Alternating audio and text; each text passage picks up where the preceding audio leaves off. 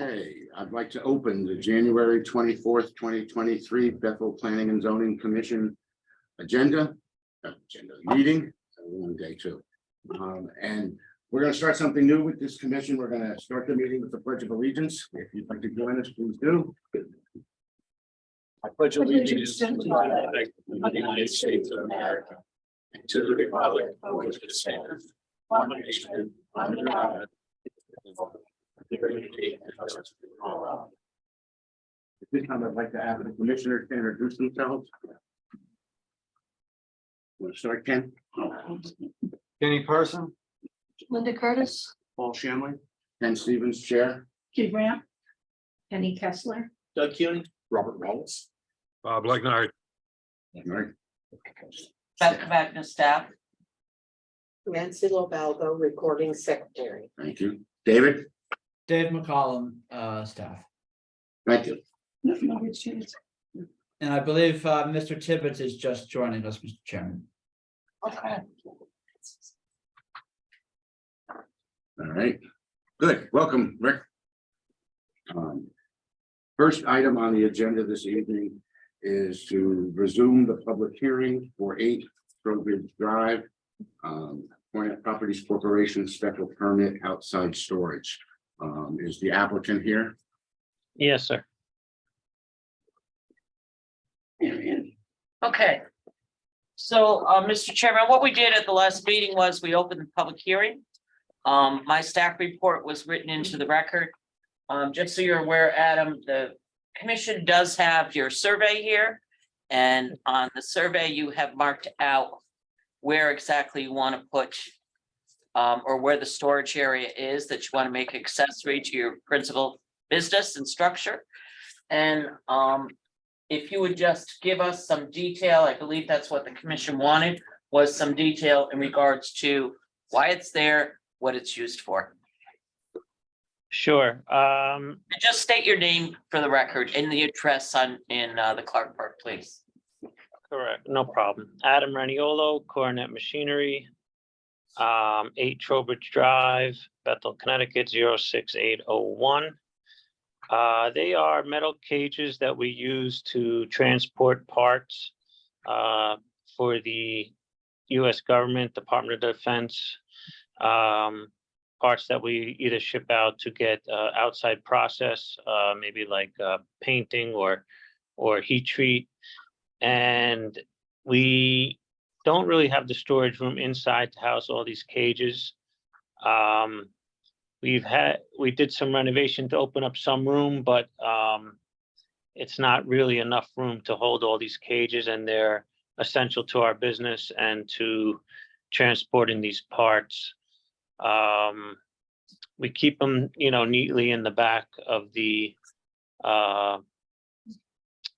on the back of the property outside of our loading dock, and they are brought in and out various times during the day, the week, etc. We've not, I don't know if I guess we didn't know we needed a special permit, being honest. We've always had these here since we moved in 2009. And I guess since we renovated, it brought up the issue. I'll open the door for public comments. If anybody has any questions, please stand, state your name and your address, and address your questions to the commission. And when you're all finished, the commission or the applicant can answer your questions. Okay, I take that as nobody wishes to ask a question. Nobody online? Nope. Any questions from the commission? Is it just empty cages? Yes. So no products will be stored outside? No, they're just cages that we bring in, and then we'll put the product inside, and they'll go out in the cages on a truck. But what is outside is just an empty cage. What are we talking number wise? 20. So at any period of time, you could have some out for processing, right? Correct, sir. So just for clarification, exactly what is stored in these outdoor cages? Out, Cages- when they're outdoors, there's nothing stored in them. Okay, When they come in, they're empty. When they come inside, we'll put either metal bars in them to stack sometimes, or metal parts, to go out for a process such as painting. Because they're heavy metal steel parts, they need to have some substantial strength. You can't Okay. put them in a cardboard box. No, so we're looking for is to store empty cages outside of the building. In the container. right. Not In the outside. Right, okay, thank you. Yeah, cages right outside the back loading dock, in the back of the building, not visible from the street. So the cages will be in the containers though, correct? When they're not in use? Not just piled outside? No, No, they're piled outside, has nothing to do with containers. Oh, I'm sorry. That's what I was wondering. Okay, Mhm. They're not outside storage. They're in the- so while they're outside, they're empty. Correct, ma'am. Okay, thank you. Mr. Chairman, I would just note for the record too, that when the application came in, I did review it with the fire marshal just to make sure that it didn't affect safety of the building or access to the building, and it does not. Thank you. Any other questions? Is someone up on the, in this being question? Paula, you have a question? Hi, yes, Paul Angelini, Jacobs Lane. I'm wondering, are these cargo containers? And are the cages the only thing that's going to be stored in there? I'm wondering what they look like visually from the outside. The applicant said they're not visible from the street, but are they visible from other businesses or another direction, et cetera? So the cages are, there's two different ones. One is just like a steel cage. That's, how do I put it? Probably, 36 by 36 by 36 probably, or maybe a little taller, 40 inches. And it's just like steel, and they look almost like a fencing, and they just, we stack them one on top of each other. And then there's another one that's a green cage, that's a little shorter. And those ones are used for when we send parts out for painting. And they're probably only visible from one of if you're looking at my building, the property to the left, which would be, I believe that is 6 Trowbridge Drive. I was asking about the actual storage building or container, not the cages. I'm asking what those look like. Are those like cargo containers? The They're not long cargo containers. containers? There's no And what container. do they look like from the outside? Are they sort of rusty or painted or what? The 2 cargo containers, I believe, are painted gray. The It- person I'm- identify themselves, please, for the record. I'm sorry, what? Are you Paula, speaking could to you me? repeat your Yeah. Address, please. You speaking to me? Yeah, your Yes. full address, Paula. You said I- Jacobs Lane. Yep. Yes, 19 Jacobs Lane, Paula Angelini. I thought I said that. You did, I'm just wondering visually what the commission would approve as far as adding a storage container. Would this be similar to approving an application, or is this something different? In other words, can an applicant place any kind of container not in conformance with the rest of the business park? That's my concern. And also, who will monitor what goes in this container once it's approved? Can anything be put in there and no one would know? First of all, Paula, this is Beth Cavagna speaking. In regards to asking the commission for their opinion or if they approve this or things of that nature, it's not appropriate to ask during an application process. They're in the public hearing phase. Secondly, as far as the uses associated with this, the special permit is being asked for because in the industrial park, you have to request a special permit if you want to have storage or anything outside of your principal use. You're allowed to have up to 25% of that if you so desire.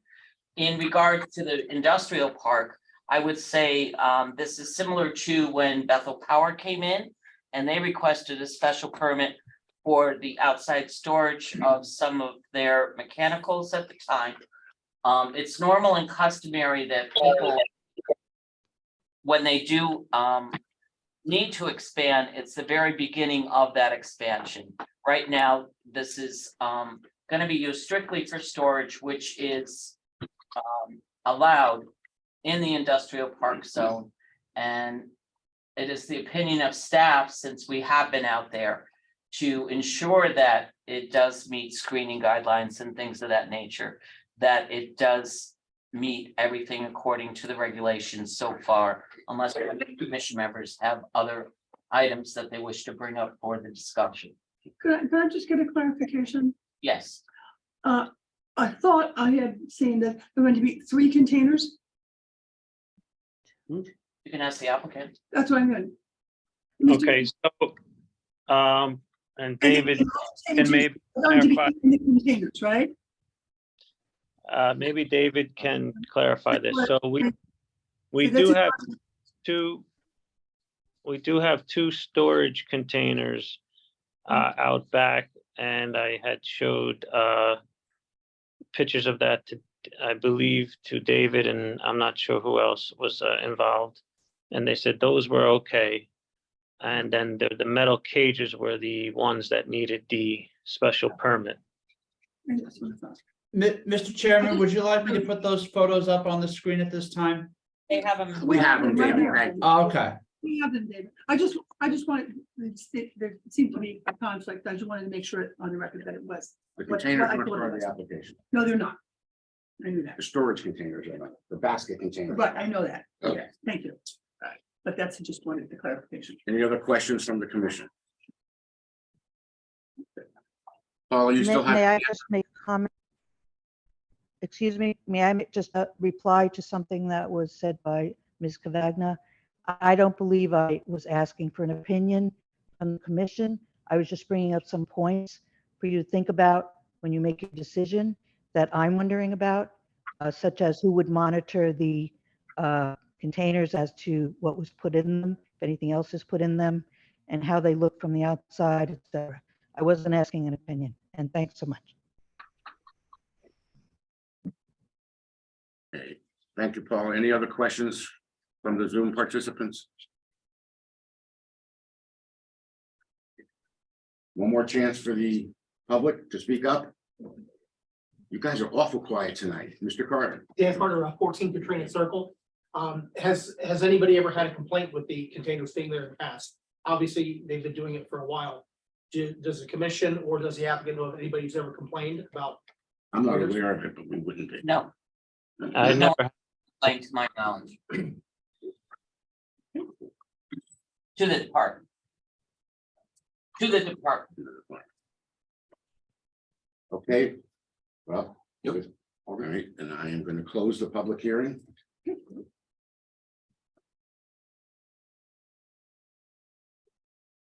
Next item, business meeting, minutes. Everybody have an opportunity to review. Yeah.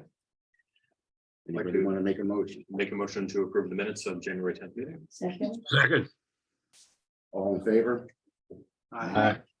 Against? Abstains?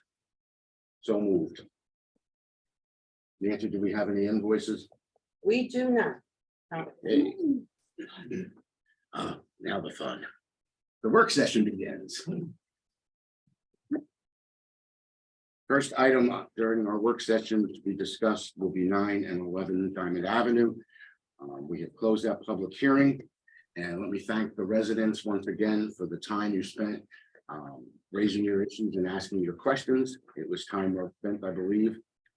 I want to thank the applicants who listed here for the time and effort they put in reviewing their design concept with us and the visuals they showed for what may be there if this is adopted. And I, for one, need more time on this. I have looked at the staff report again. I have been looking at the TOD regs, and I'm going to need additional time to finish my review, which I presume most of the commissioners would agree with. We have by regulation, amount of time, 65. we have 65 days from closing the public hearing to make the decision. And I don't believe we're ready to do that at this point. I totally concur. Yes, thank you. Next item on the agenda would have been 20 Worcester Street. but Excuse we've me, been- so are you gonna make a motion to table the item until the next meeting before you move on? I think that would be more Oh, appropriate, I'm sorry. if that's what you're gonna do. Yes. We're gonna make a motion to move 911 Diamond Avenue for further discussion to our next meeting. We'll have a second. Second. Thank And that you. would be February 14th. Valentine's Day. Before we vote, am I allowed to ask a question Yeah, we had discussion after. About the motion. about, no, not about the motion, about the project itself, the, Not when there's a motion on the table. got it. Okay, so so Unless they wanna discussion is rescind. only, No, so we can do it. discussion is only for the table. Got it. Okay, thank you. Next item is 20 Worcester Did you Street. vote? No, no. You tested me. Because we're both on the same Yes, you're testing me. tire, and I mean, whatever, for whatever reasons, and you're making me work. All in favor of the Aye, motion to aye. table the discussion to the next meeting. Hi. Aye. Nays, abstains. So moved. Now, the next item on the agenda is 20 Worcester Street.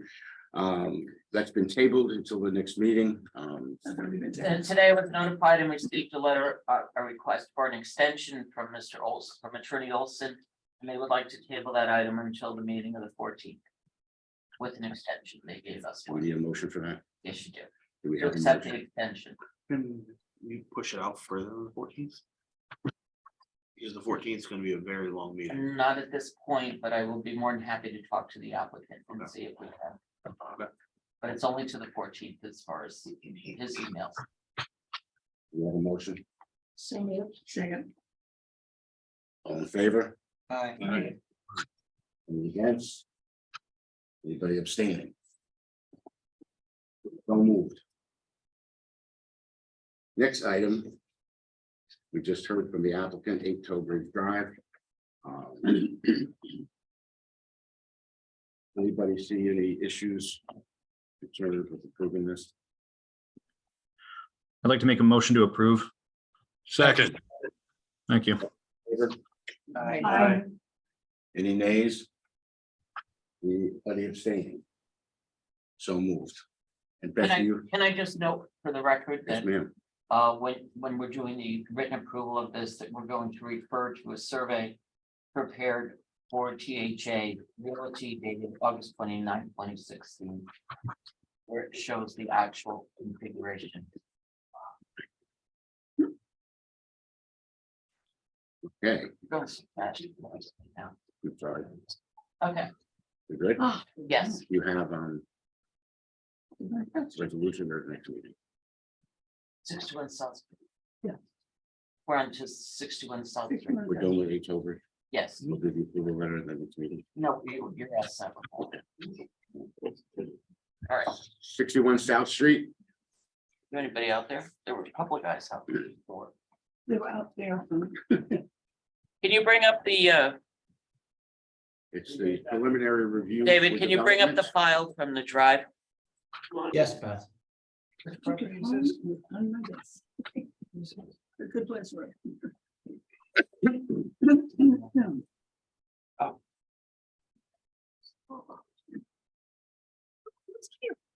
Hello. Long time. Oh, yeah.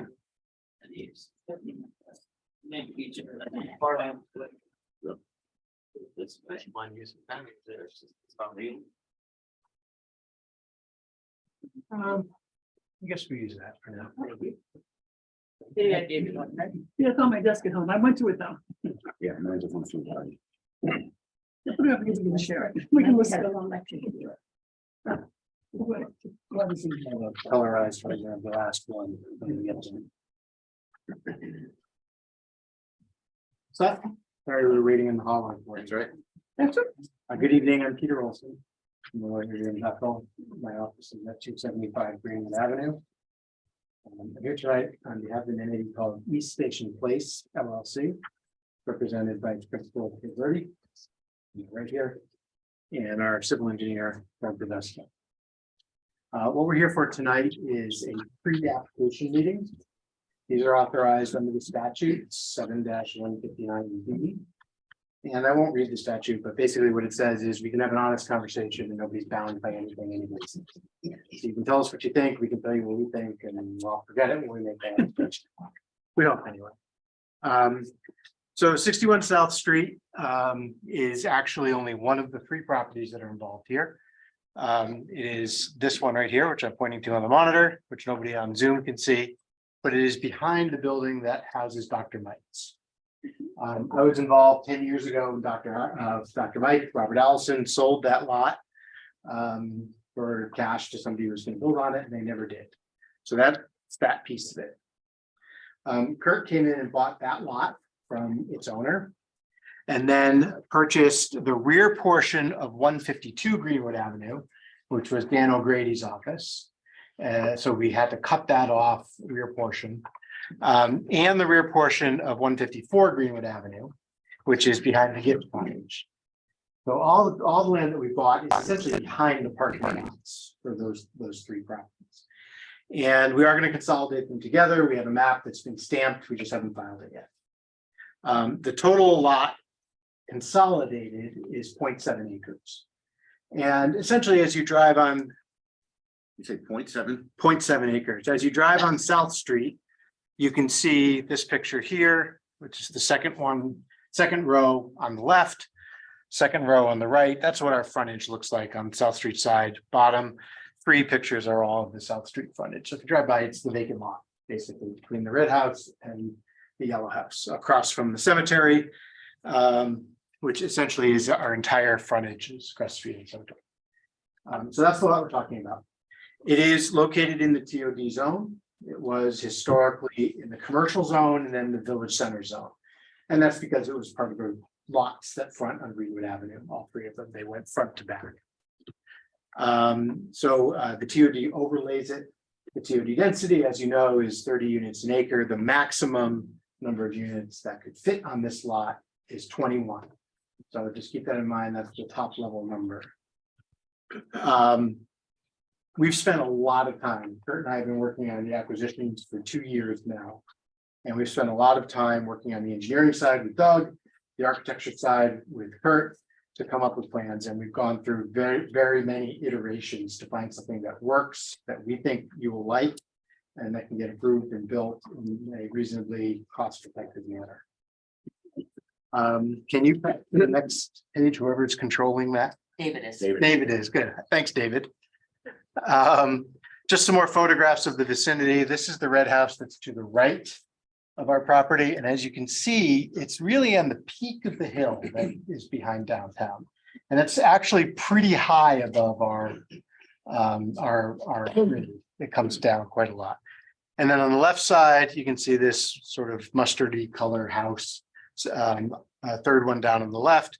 That's on our left side, and you can see the grade on that side. I guess there's multiple pictures of it there. And Center Cemetery across the street. Can you move to the next page, David? Actually, why don't you move to the last page? Before we do architecture, let me have Doug. There we go.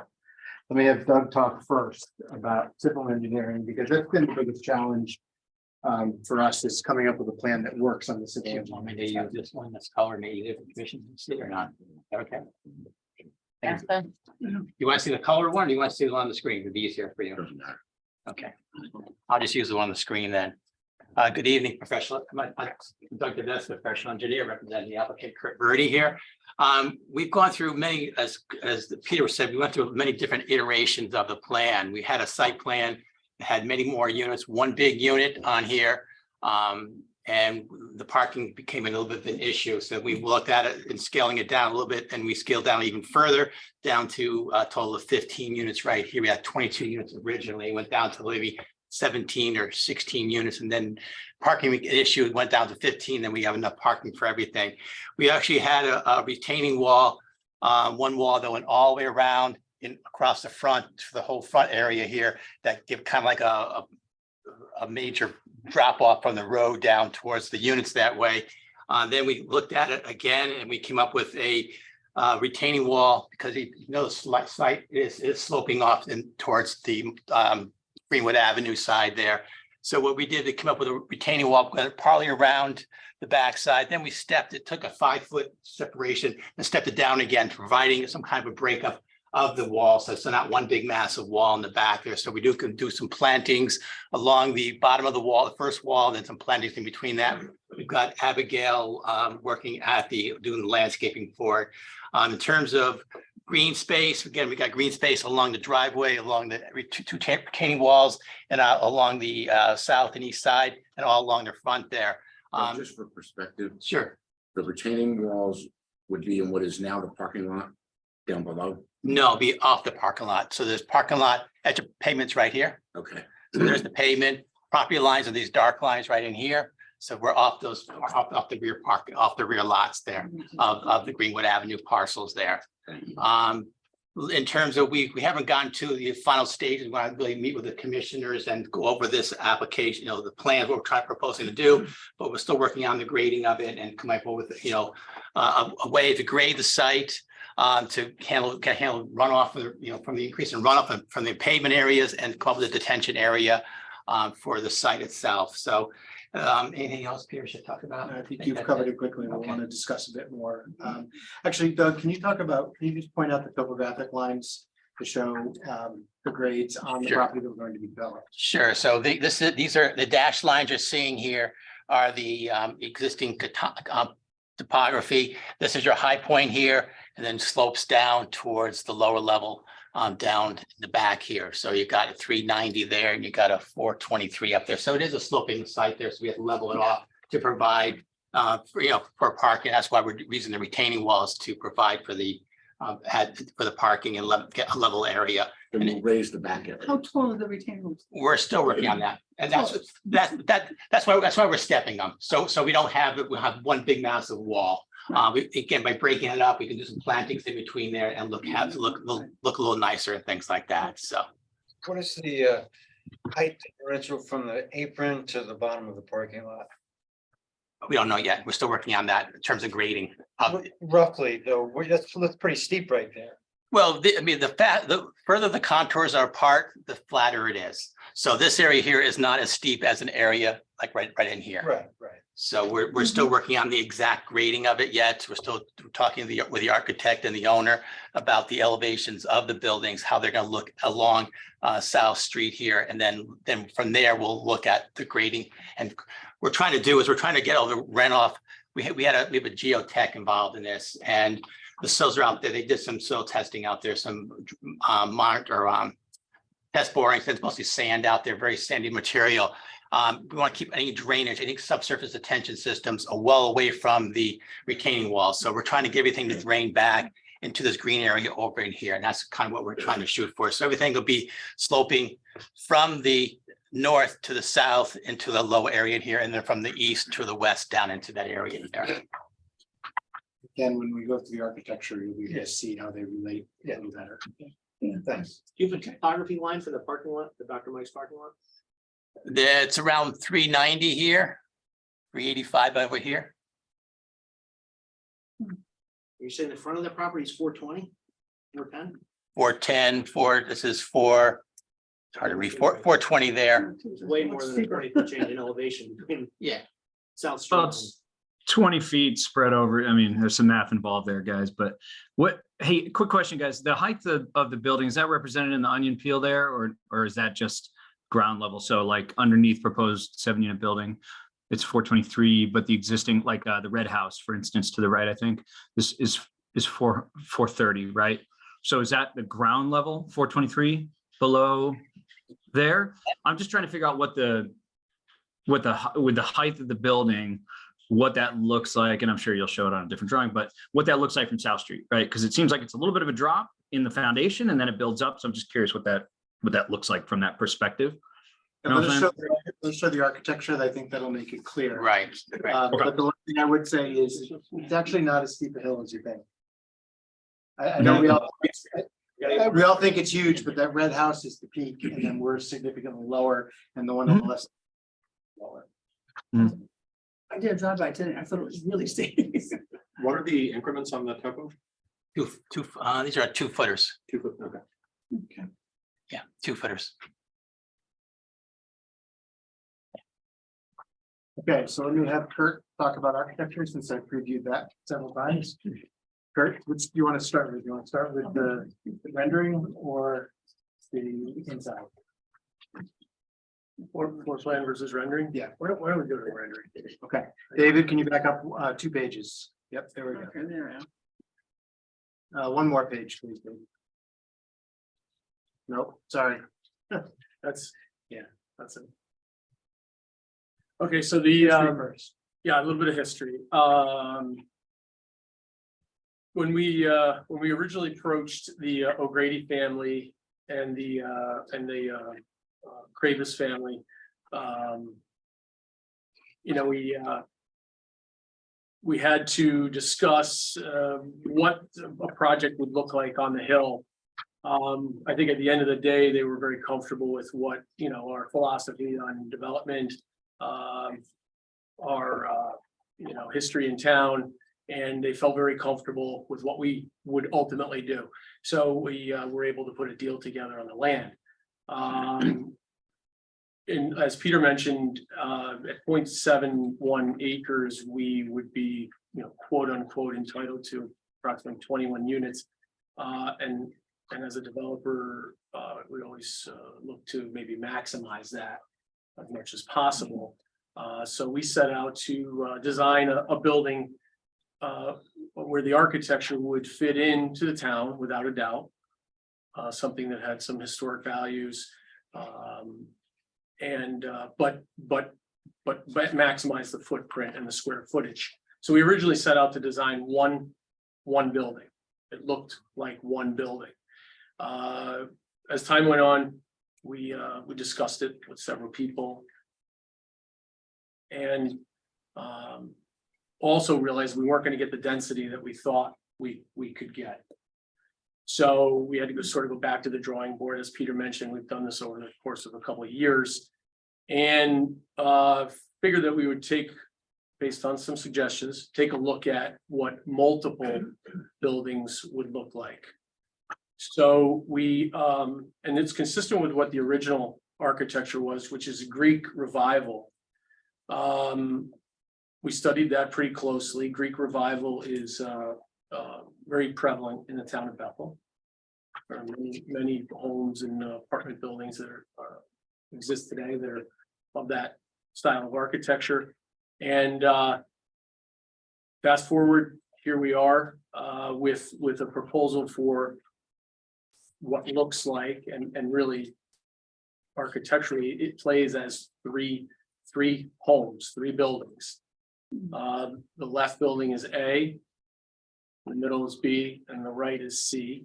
And this is we're at the bottom of the drawing. This is the view from South Street.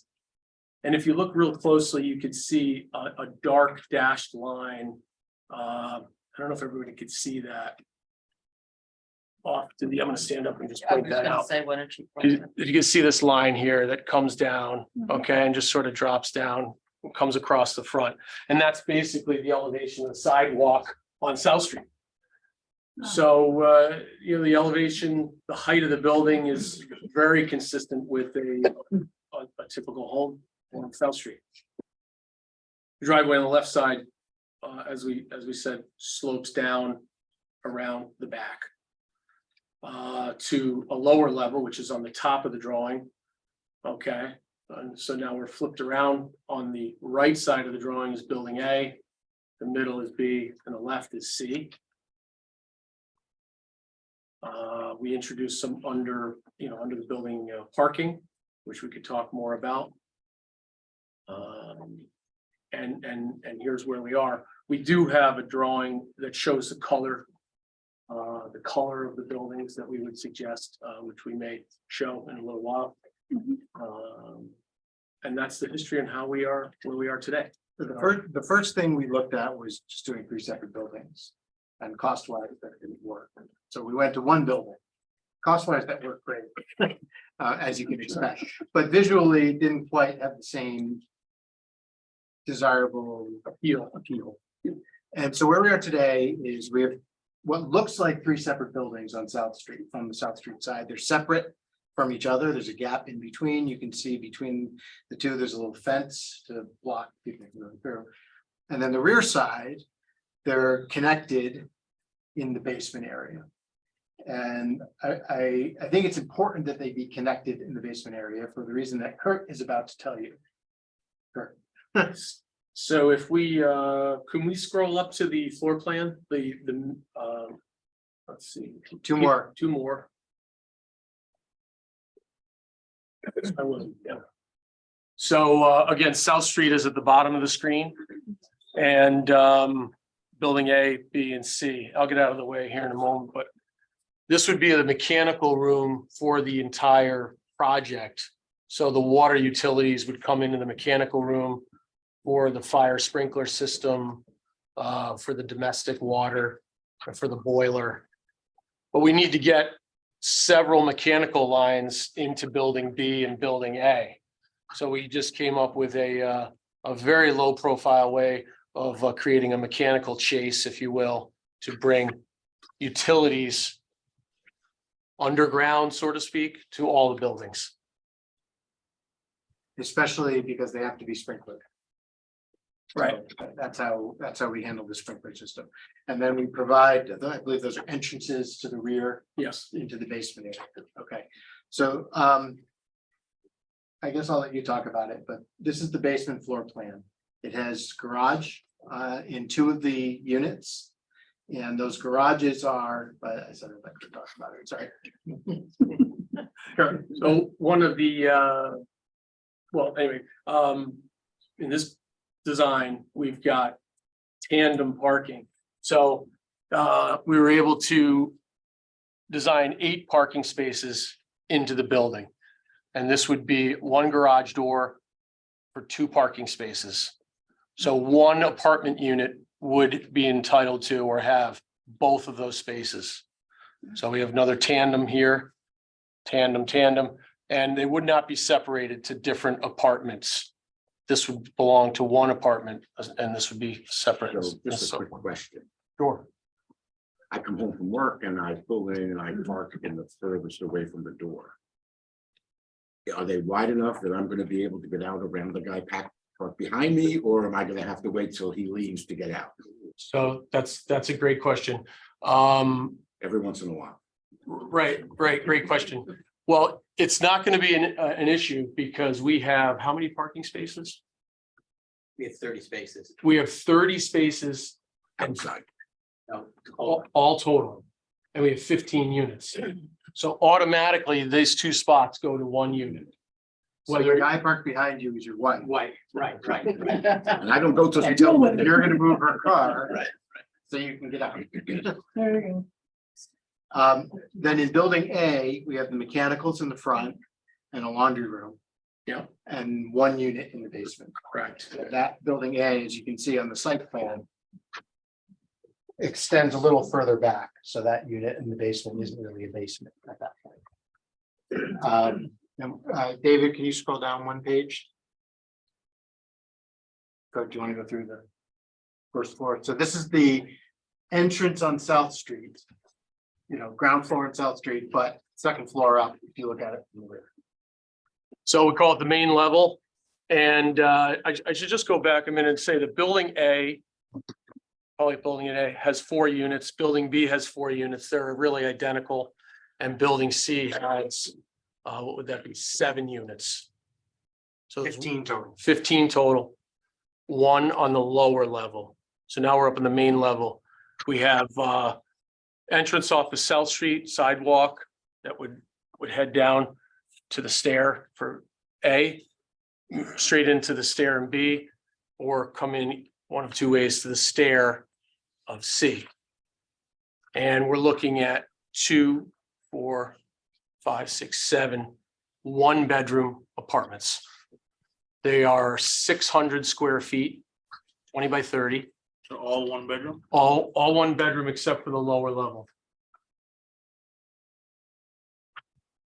And at this point, they play like separate buildings. They're 5 or 6 feet apart. They have their separate entrances, plenty of windows all around. And again, we introduced this entrance off of South Street for each one of the stairs. It's 14 1-bedroom and 1 2-bedroom. Yes. And the parking requirement is the same for all, as you know. Dave, So- can you scroll down one more page? So here we are on the upper level, and it's the same as the lower level, the main level. 2 in A, 2 in B, and 3 in C. Oh, they have garages. And then, sorry, go ahead, Bob. No, I think Mary's talking. Mary's talking. Mary, we're Hi, hearing Mary. you. David, can you scroll down one more page back to the rendering? It's okay, Mary can talk. So you can see on the Hi, Mary. on the main level from South Street, the entrance on each building on the left side. The entrances from South Street here. And so this is, again, below grade. Everything from here down is below grade. You will not see that. So because the garages on the rear are essentially the level of that end of the parking lot, from South Street down is essentially one story to get in behind. So one of the stories is behind the building. Yeah. Yeah. Essentially. From, if you look at it from the South Street side. Mhm. So it's similar to the Tuck Under. Similar to a tuck under. Tuck Under, that's called. Right. Takes advantage of the topography. To provide those garage spaces. Well, there's 13 1-bedrooms and 2 2-bedrooms. 14 and 1. Oh, 14, oh, it's only 1 2-bedroom. Oh, I'm sorry, I thought you said there was 2. One, 2-bedroom, okay. Oh, yeah. Yeah, the 2-bedroom, Yeah. because it's on the ground floor of building A, can be handicap accessible. Oh, that's- okay. Is there a dividing line between the parkings and the individual buildings? I mean, is there a wall there? There will be, absolutely. Should be interesting that how they manage that. Well, we thought about it, and I think as we discussed, Can work, 2 spaces automatically go to 1 unit. as long as they want to get out of bed and move. But also keep in mind they're 1-bedroom units. So what's most likely to happen is they'll take the space for 1 person and 1 car and have a workshop or storage space or whatever. And these are apartments or condos? Apartments. Yes. Now, how much a square foot? Hi, Penny. 600 square feet. Okay, sure. The 2-bedroom also would be about that. No, the 2-bedroom, that's a good question. I don't know exactly how many square feet the If that's 2-bedroom gonna be is. 2-bedroom, if that's gonna be 600 square. No. Mighty tiny We'll go bedrooms. That's a closet. Yeah, it's a bedroom. David, can you scroll up 3 pages, please? It's a good question. I don't know the square feet there. That's okay. So the 2-bedroom is, you enter here. You've got a bedroom here. Right, living room, kitchen, bedroom, come down a hallway to the bathroom and another bedroom here, all windows. Right, so then, like we said, mechanical, and laundry area, common laundry. You said these were handicap accessible and just from South Street on the bottom floor? Just the one, yeah. Just the one. Oh, just the one unit, okay. But then the rest of those buildings are going to be garages and basement area. Correct. Right, so there's only, that's why there's only one unit on the bottom floor. That's right.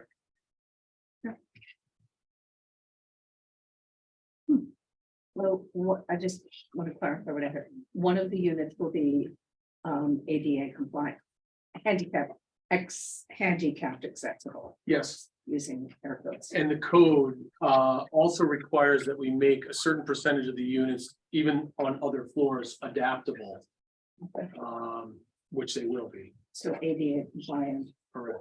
Sure, coming in from that main entrance, that would be possible. No, The right. ones on that level. On the bottom floor, right. Right, I understand. Just No, be I a mean- challenge to get from your parking space outside. The parking out.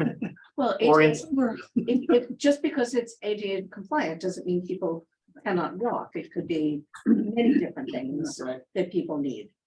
So it's not just, handicap does not mean just can't Mhm. walk around. Okay, But the adaptability means you can put in lower counters, you have room and bathroom, you can have rolling showers, various things like that okay. that make it work. About how much fill do you think you have to bring in? Good question. We haven't gotten there yet. Haven't gotten there. We're still working with the grading and all that. The plan is for these to be rental units or All rental. all rental? Yes. So I'm just looking at the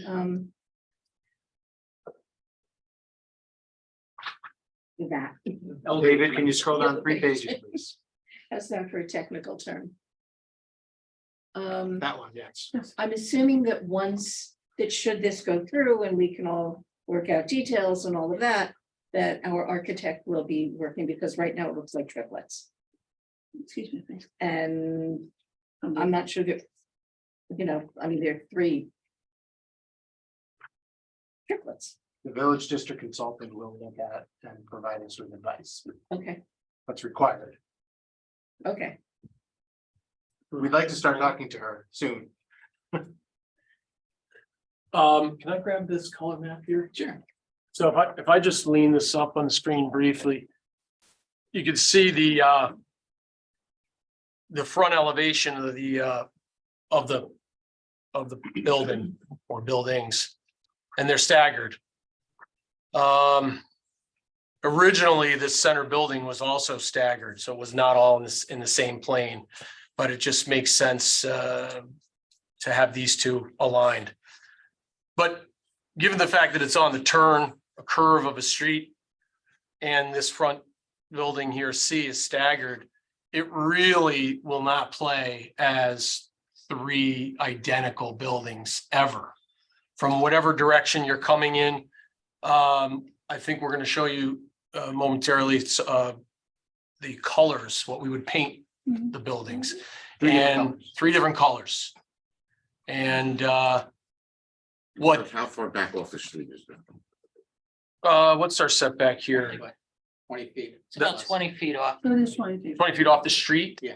Well, off the property line. Yeah. Thank you. Okay, so I just wanted to point that out to you because never will anybody be standing here in the cemetery, looking straight on, seeing what appears to be 3 identical buildings. The angle, it will never look like that. Thank you. Sure.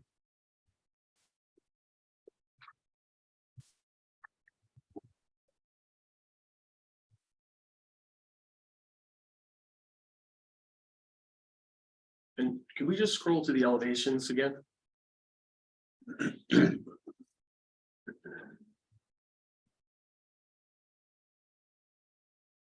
Okay.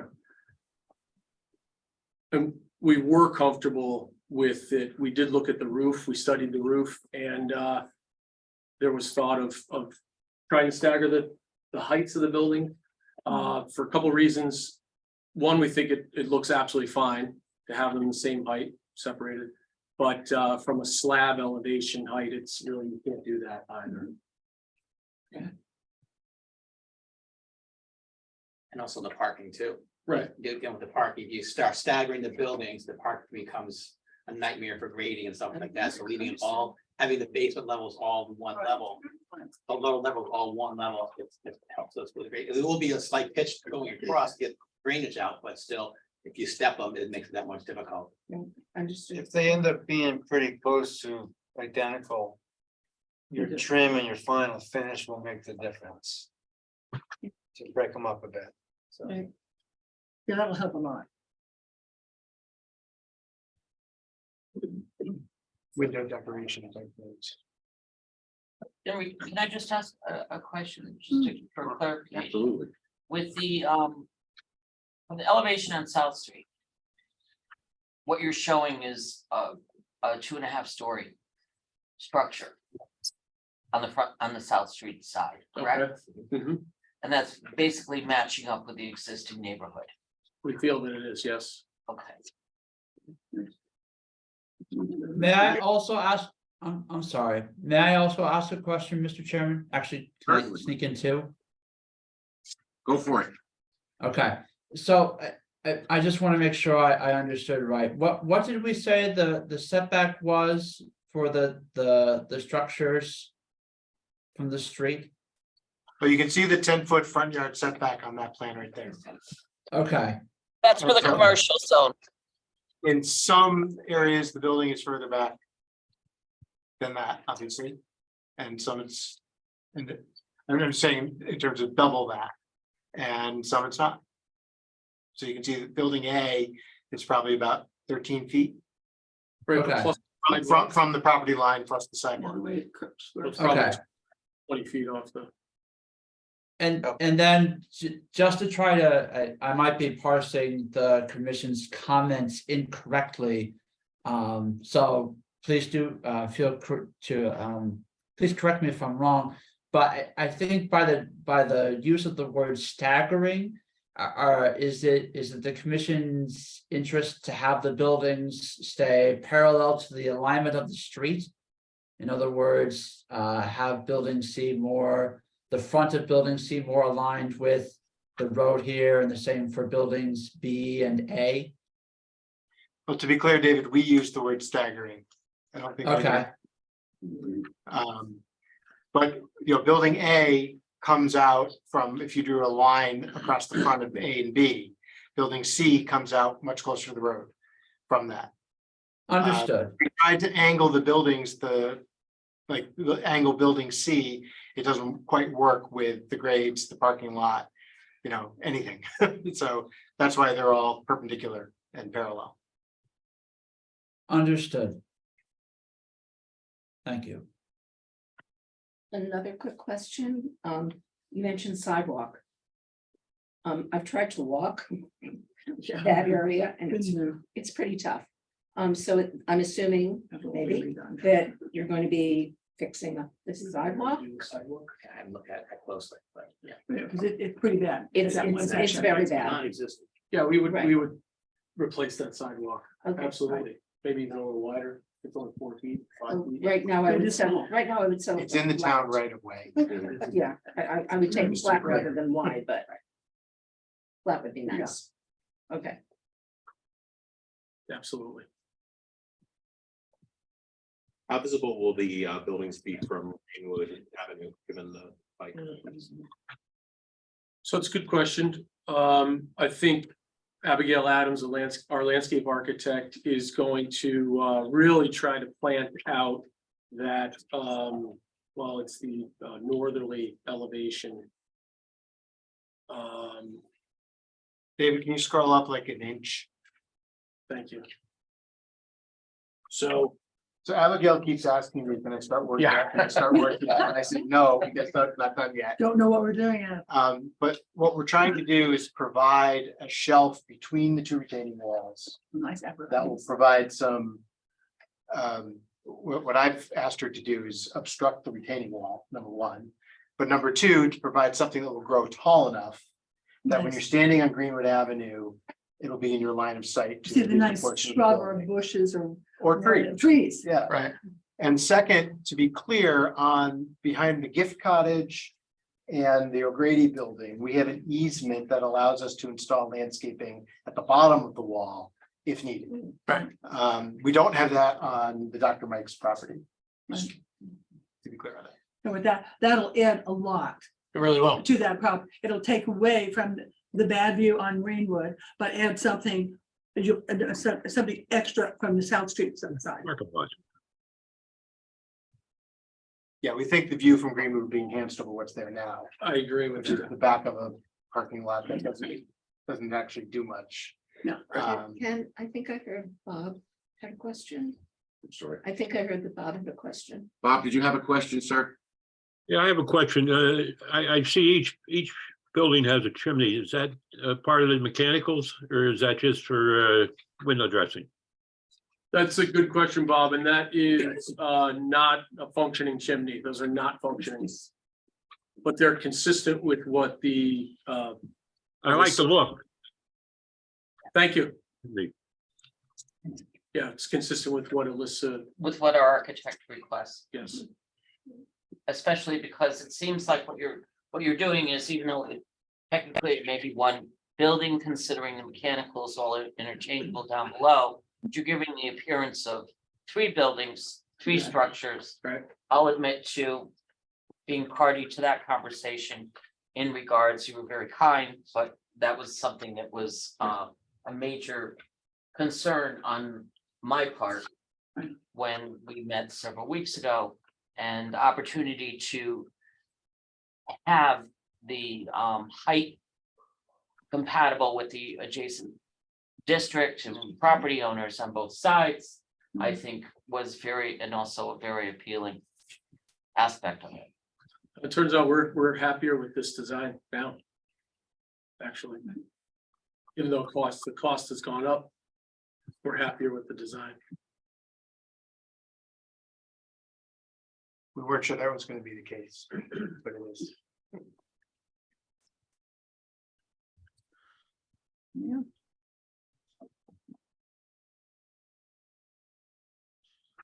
Well, what we'd like to know is if we can move forward with the village district architect.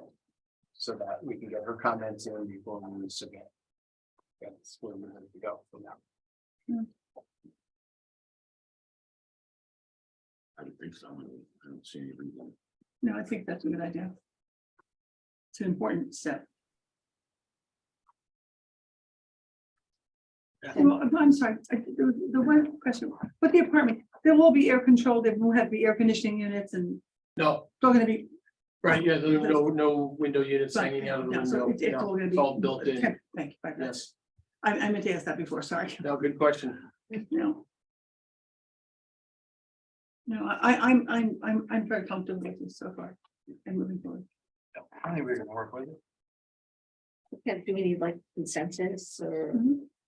you know, a I would think that non-binding? the commission should come to a consensus. Right.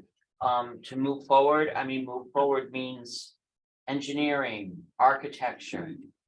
At least it'll They have to have. do their sewer, PUC. so PUC prior to putting together the final application and bringing it in for review by you, the commission. Do they go to Elise Volpatty first? Well, what I'd like before to they do, that? I like that to at least be determined by you that it's time to let Alyssa I think that's a very start her important review step. process. I think that's a major step for these buildings, to go see Elise first.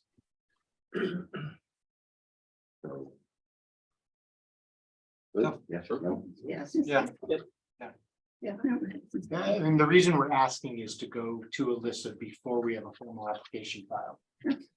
Which, you know, Alyssa's gonna start spending money and presumably she'll send us the bill, but. You know, just because she's your consultant, you shouldn't let somebody just randomly engage her and do stuff before an application's filed. So we're at the point where we're ready to go. It's a tough piece of property. We're ready to go. We want her input so that we can get comments from her for the application view is already done with her. Before you start spending money, Right. what if she wants something different? So that's a very hard thing, thank you. Rich, did you have a comment?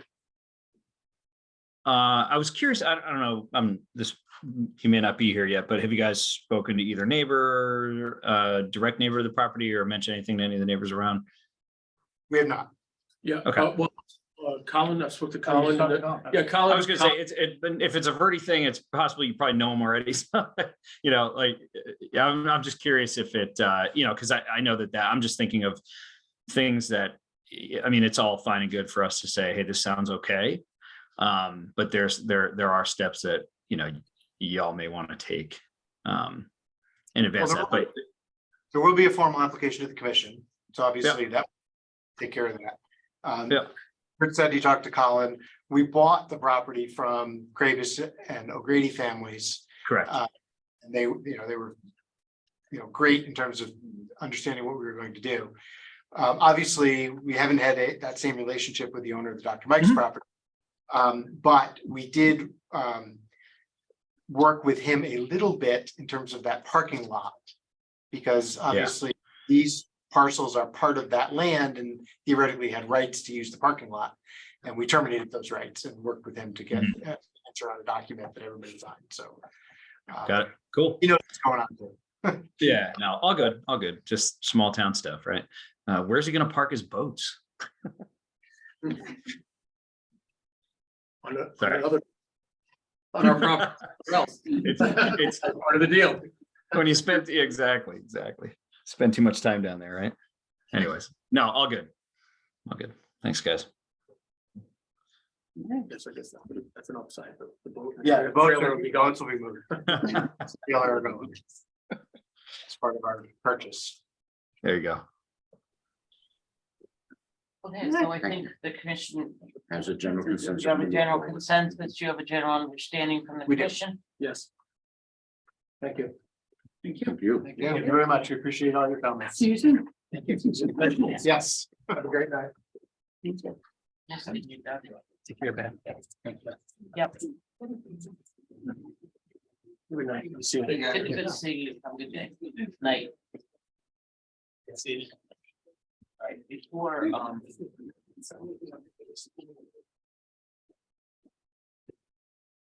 minor, okay, but we can go forward with this.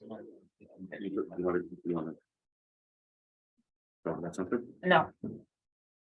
Yeah, I believe people have been waiting patiently to have a dialogue with the commission. Very patiently. As we indicated, I think in the two previous meetings that we were gonna have just an open conversation and gather input on the current TOD regulations and what the public thinks. With respect to a couple of changes that may or may not be happening. Are you all familiar with the regulation? If not, I can read it. No, let me read it. Section 5.11, Transit Oriented Development District.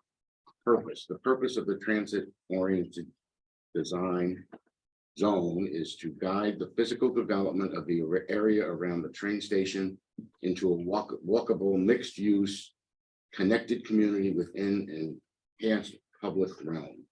The TOD zone is intended to, one, encourage a harmonious mix of building types that are in keeping with the scale and character of Bethel. Two, discourage sprawl development that negatively impacts the pedestrian environment. Three, prioritizing other forms of circulation over the automobile, including transit, walking, and cycling that provide improved mobility and greater health benefits. And four, protect environmentally sensitive lands and provide adequate open space. And I'm going to have Beth lead the discussion. She is more familiar than anybody with this. I just wanted to, all I'll do is I'll note for the record, because I think it's important to open it, for you to open it up to the general public. I felt confident in just putting together changes in regards to height. And what I did basically was give you existing regulations of the underlying zone of any properties that are in the TOD zone, ranging from residential to industrial. And then the question, then with that, giving you a question, should the regulations be reviewed and changed when applying the TOD overlay zone to residential zones pertaining to height and multifamily use? And 2, should the regulations be reviewed and changed when applying the TOD overlay to commercial industrial codes pertaining to height when proposing mixed use and multi-family? So I would open it up to the public comments that they've been waiting for. Name and address, please, for the record. Sure. Although I think we know you very well. know me pretty well. Well, for the record. And John, you can pop it For the record. down. Thank you. My name is John Schmucker and I live at, Formal. thank you, 245 Greenwood Avenue, Bethel, Connecticut. By the way, spelling my last name, which has been 3 different spellings. Sorry, John. Okay, no problem. That's the. Ken, before he starts, can I make a point? Sure. Certainly. I think we have to be very careful here because we have a TOD application in front of us right now. So even some of the stuff that the general public will have to say has to be careful about what they say and how they say it in reference to that application. Thank you.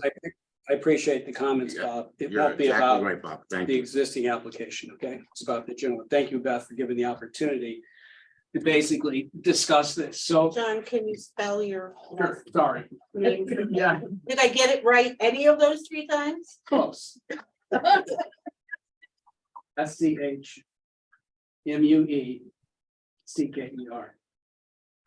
All right. Got it. Thank you. Thank you. You're I'm welcome. sorry, I apologize. First of all, Beth, thank you for bringing this up. I think it's great to have a dialogue. I do understand the TOD regulations. I do understand what we're trying to do with all the regulations. I like the fact that you're open to discussions about making changes to it.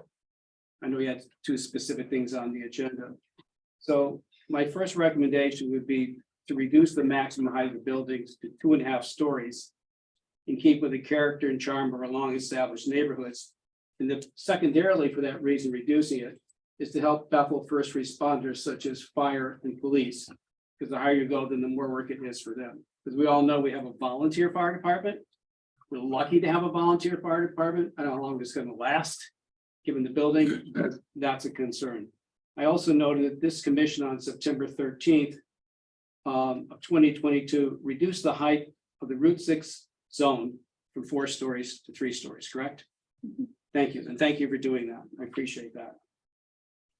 My second recommendation would be eliminate the mixed use TOD classification in 90% coverage. By the way, I'm going to leave copies of this on the public record. You don't have to write this down.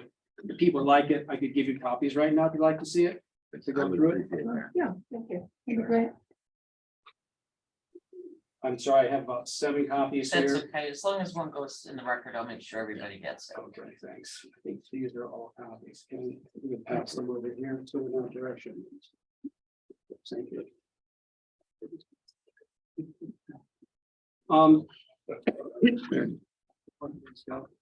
Second recommendation would be to eliminate the mixed use TOD classification 90% coverage. And the reason for that, I feel, is that downtown Bethel already has a lot of existing restaurant merchants and shopping. So I would say that downtown is very different than Route 6 in the Stony Hill area. Because I feel it's important to protect the existing local merchants. We have significant vacancies in the TOD right now. In fact, there's 7 directly across the street. There's 10 units over there at 155 Greenwood Avenue, 7 are still vacant, as well as different vacancies throughout the town. Some have been vacant for a long period of time. So my suggestion would be to do that. I also noted that the commission voted to repeal the Stony Hill mixed use overlay district on September the 13th also. So that was a mixed use that was eliminated by this commission, okay?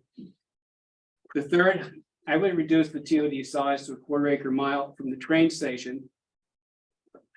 Reduce to a 1/4 mile because it's currently a 1/2 mile. The original plan that came in 2010 was suggested by all the consultants that started was not a 1/2 mile. It was a 1/4 mile. Because the concept was to have people capable of walking to a train station and walking within the center of town. The second thing is the sidewalks in the expanded area, a lot of them, there are no sidewalks at all. They haven't been put into place. You look at your original plan that the commission put together, it stated that we need to make these improvements before we do all this development. So that hasn't been done. I don't see any movement to get it done. I mean, I walk regularly down Diamond Avenue. There's a sidewalk at one part, and the other parts throughout that area, there are no sidewalks. The stuff on Grand Street, everyone knows. These sidewalks are in pretty bad shape. I just don't see them being fixed. Okay, so my suggestion would be to reduce the size of it. And also point out that the ridership on the train, if you don't have the statistics, I asked Senator Haskell last year, and as of 2022, it's down 65%. So that isn't coming back because the cost of a ticket is $5,000 a year if you haven't checked it lately. For a commuting ticket, it's $5,000 plus it's $200, am I correct, to park in the parking lot. You can add that to it. And it's 100% subsidized by the state. If you don't know it, the state is paying 50% of that. It's actually $10,000 is the cost to commute. Okay, that's why you don't see ridership as well as white collar guys working out of their houses. Also, even though we had tried to do this, the state, or I guess the town, doubled the size of the parking lot because people are parking their cars there. So when you go to the train station, they park there. So we look at the original concept of the TOD, which I still has a lot of validity. There's a lot of work you people put into it. There's a lot that can help the town of Bethlehem. So if this isn't about eliminating the TOD, it's making, I think, which are necessary changes. But the fact is that that train station where it's located and so forth, we're just not going to see a lot of people walking to it in the rain, in the winter, etc. Number 4, everyone knows my position on this. I'll repeat it. I would exclude all industrial property from the TOD zone from residential development. I feel very strongly about this. I mentioned before that I put up an industrial building. I created 30 jobs in the town of Bethel. I paid taxes, the substantial tax in the town of Bethel, not only my building, but all the property, personal property inside of it. What's growing in the town of Bethel that doesn't affect the taxpayers is industrial and commercial. Those two things add to the tax roll, but they don't overburden the schools and so forth. There's also been some information showed recently that the state's permitting towns to basically work on 830G, but they say we need to protect industrial land too. In order to protect industrial land, they do allow a certain exemption for towns because they need to protect their industrial land. I feel very strongly about this, Beth. I don't even know if this is possible, but I would require a certain percentage of TOD development to set aside for low income, over 65, low income seniors. I know, Beth, you're on It already is. for seniors. There was a 20% requirement for any units over 5 that they become affordable under 830G. I'm suggesting it have an age restriction. So to be over 65. I'm saying. It'd be difficult to do that because then Is we it? could be accused of being discriminated. Okay, I appreciate that. You can strike that, but you know how I feel about senior housing. Oh, I I'd feel love the to same see way, that we a do lot agree. more of it and affordable. I tried it in Danbury and didn't get away with it. Yeah, I think Yeah. unless I'm mistaken, Simeon Village is converting back into Market rate unit. market rate units. So we're gonna lose all those units that are down there that are affordable, reasonably priced senior housing. So I don't know how it ever can be worked in, but I would love to see more senior housing.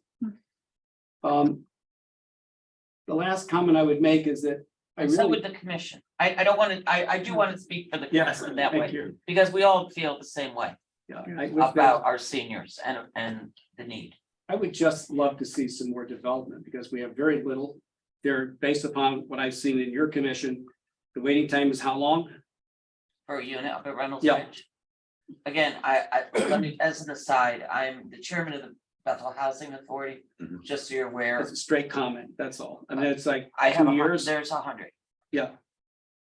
Waiting, so somehow if we could incorporate the into the TOD in some fashion, I'll leave it at that level. I would just love to see that. And by the way, if you don't know the statistics, I will leave this with the commission. It says that your report from, this was 2018, said 20% of your seniors in town, this town of Bethel, make less than 25,000 a year. That's from your own report that the commission had. That's why I'm so, would love to see more senior housing. I would finally like to say that I think also that the commission's done an incredible job because there's a lot of movement on the state level to essentially override local zoning, which you people, it's important that you be able to do it. And you did opt out, the commission did opt out. 2 things came out of Hartford. One, because you already had accessory apartments, which you did an incredible job on, but also there was a parking issue on that also. To talk about the parking and how that was there, but that's a situation where fortunately on the state legislator basis, you know, they gave towns the option and you guys make the great decision. Say, we're already in place, we have our own rules, we don't need the state doing it. I will caution you that there's an existing bill that came out of the Senate House last year to override all of your regulations. If you don't know it, it was the House bill that basically would override local zoning for any development within a half a mile of a train station. In other words, it's pretty onerous. It wasn't passed, but there's a lot of activity in the state level, which anything which sits around the train station, try and override your local rules. It's So- coming back this year. Is it coming back? Yes. Yeah. And I've already been approached by both sides of the So- discussion on it because of what we've done here in town. Well, I appreciate the work the commission has done. Those are my comments, but again, in finality, as a longtime Bethel resident, who, by the way, walks all the way down past the train station every day and back out for exercise with my wife Annette in the back. Thank you, Annette, for dragging me out of bed. I appreciate what the commission has done, and I hope that you can make some changes here. I think they'd be all worthwhile this time. Thank you very much. Thank you. Thank you for your time. Thank you. Thank you for your Thank work. you, John. Thanks, Bob. Dan Carter, 14 Katrina. I'm sure a few of you Dan, know. can I ask a question? Yes. We're recording this. Can you come up front Of course. so we can get it Of all? course. I said that to everybody every time, please. Do I get to sit down too? You can sit down. Still informal. Actually, it's very brief, but obviously what you've heard, I agree with 100%. I just want to call everybody's attention to one thing in the master plan that was kind of eye-opening to me. And it talked a little bit about the fact that Bethel has a unique opportunity to take advantage of small manufacturing to the size of or scale of Bethel. And, you know, just because it's TOD doesn't mean we can't do other things with it. Like, we're talking about protecting the industrial zone. And why that's important is because it's close to the train station and it's an opportunity to create a reverse commute to Bethel. And it's a little blurb in the master plan where they talk about the benefit of that. And I would encourage everybody to kind of read that paragraph and think about, you know, transit-oriented manufacturing or transit-oriented tech inside our TOD. It's all TOD. It's just deciding how we're going to use it. And I think that could be a huge benefit for Bethel long-term. It accomplishes everything, you know, the previous gentleman was speaking of. And I think that it's definitely worthwhile thinking about as we review the TOD regulations. So that's it. Thank you. Thank you. Excellent.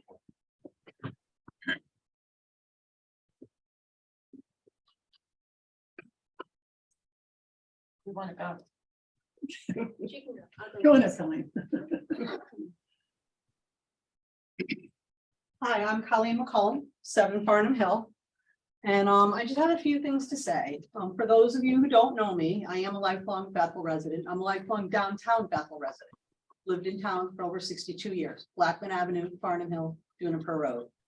My father served as first selectman of Bethel. My brother Christopher is the fire chief of Bethel, volunteer fire department. My family has had an insurance business on Greenwood Avenue for many years. I served as the chairperson of the youth commission. I also was the first secretary of the golf commission. I have a sister who is, I believe, chairperson of the Park and Rec Commission for many years. I have a sister who was on P and Z either as an alternate or as a member years ago. She served with me. So you would know that. I don't know what capacity she served in, but we all were raised to give back to this town, which I love to do. The parking regulations in the TOD need to change. Specifically, the parking section under the existing regulations that does not require as many parking spaces in the TOD zone needs to be repealed. It's section 6.2 D3D. There should be no difference in parking requirements in the TOD as in the standard regulations. If you live in Bethel, you need a car to drive to work, to the store, to visit friends and family. You need a car in bad weather and in the winter. Off-street parking is required by ordinance from November 15th to April 15th with parking tickets for violations. I believe the hours for that are, you have to have your car off the road by, last time I checked, it had to be off the road by 2 a.m. and it could not be back on the road until at least 6 a.m., at least giving the town crew time to get the roads plowed and whatnot before people went out to work in the morning. Bethel has almost no downtown parking and merchants in downtown cannot afford to lose valuable parking on the street to multi-unit apartment buildings. In fact, diners regularly use the private parking lot of my family's insurance business on Greenwood Avenue due to the lack of parking because of the businesses close to the office. Okay, I just lost my place. So take your time. Excuse me? Take your time. I will. The parking lot at the Bethel Library is almost always full since it's being used by restaurant diners and shoppers, especially in the summer. The old train station lot is almost always full. There are tow-away signs posted at 155 Greenwood Avenue across the street from the town hall. 153 Greenwood Avenue, and parking for Wells Fargo customers only signs at 159 Greenwood Avenue. I would also suggest an immediate moratorium on the TOD applications under this commission. They can consider revisions to the existing TOD zone to protect the character and charm of our existing downtown neighbors. We need to make revisions now and not wait. The commission acted last year on revisions to the Stony Hill area. Our TOD is long overdue for revisions. Just a couple of comments. You know, I watched the buildings go up on Grand Street, the Grand. There are constantly cars parked in the road there. When you come around that corner from Diamond Avenue up to Grand Street, there are constantly cars in the road there because there is not enough parking behind the Grands for any visitors. So all these units go up and they have enough parking for 2 people in each unit, but they don't take into consideration any visitor parking for these units. I just listened to the whole thing about South Street and the pre-application, and I realized it was not my place to say anything, but I gotta be honest, I'm concerned. If they have 30 parking places in there and they have 14 one-bedroom units, that's 2 people in a unit, could be there. They have 1 2-bedroom unit, that could bring in 4 more people. That's 32 parking places. Now what happens to the visitors parking up and down South Street? When there's a fire and those fire trucks come flying up and down South Street, the roads in downtown Bethel are not wide enough for the capacity of cars that park on both sides of the street. People don't consider the fact that, oh, golly gee, there's a car on this side of the street here. Let me park directly across the street from here. So now we got a 1-lane road going up and down the street. And I just really think that this commission needs to reconsider looking at the TOD, looking at all the restrictions that it has. And I think a moratorium needs to be put on the TOD until it's really looked at and carefully examined. And that's about all I have to say. I want to thank the commission for listening. I want to thank Beth for bringing this up and allowing the public to speak. So thank you. Thank you. Thank you. And Nancy, you know how to spell my name, right? Yeah. Sure. You didn't mention that you used to sell my ads. Oh, yeah, I used to sell her ads For the same primary teacher. Yes. Yeah, I used to do that. That was a very important job. It was very important. Oh, I'm sorry, here's your copy of the letter. Oh, good. I did make a copy. There you go. Allison St. Germain, 14 Elgin Ave. And I have notes, I could email the notes to you, but I went kind of through the plan multiple times. I'm sure everybody has. And just a few things that really stuck out that were questions that as a resident who lives downtown, you know, on less than an acre of land. And obviously with the multifamily buildings that can go in on an acre, you can have 30 units. So it really, that residential uses that section I, 5 and 6, like acre size. So, you know, obviously less than an acre, you know, we just saw that proposal with 0.7. I mean, you can have fewer than that. So are there places that you need to look at increasing that minimum acreage size in that TOD area? Because then what's to say a resident wouldn't say, well, let me apply because I'm in the TOD and take my existing residential, knock down my house and let me put in, you know, 7 units. So could there be some type of minimum acreage size for then applying for TOD just because of the density? As far as section N about industrial uses, if there's any new, I know there's a lot of conversation about, oh, but what if that Amazon warehouse goes in because that's industrial land? But anything that's new that goes in should follow your regulations. So you couldn't approve a new contractor yard or things like that. So if you're using the downtown TOD area as industrial land, you already have those regulations there. So I think those are good things. The other piece on page 12, when we're talking about dimensional standards, the multifamily minimum area, it's not defined. There should be some definition there, so for sizes of that. Similar to what John was sharing about 90% coverage and usage, that's a lot when you start thinking about the look and feel as you're coming through the TOD downtown Greenwood, the Victorians that have the space and the places around them. So again, in the size and the dimensional standards, I think really looking at defining the things that aren't defined, and then looking at that overall coverage for those higher levels. I just even want you to bring down the height limit from 4 stories with mixed use to 3 to match the rest. Heck, I'd be happy with the idea of 2.5, like John suggested, but I was being conservative, that at least bring that more in line with everything else. Even 3 stories, if you're looking at that compared to a 3-story home, like some of the Victorians are, a 3-story apartment building is going to look a lot bigger anyway. But I think the frontages, it's great that you are enforcing that parking should not be in front of proposed developments. And so while I agree there's an issue with like the Grand with parking on the street, at least those parking lots are behind. As you're coming down the street, you see a streetscape. You have the buildings up to the, looking like a home along the side.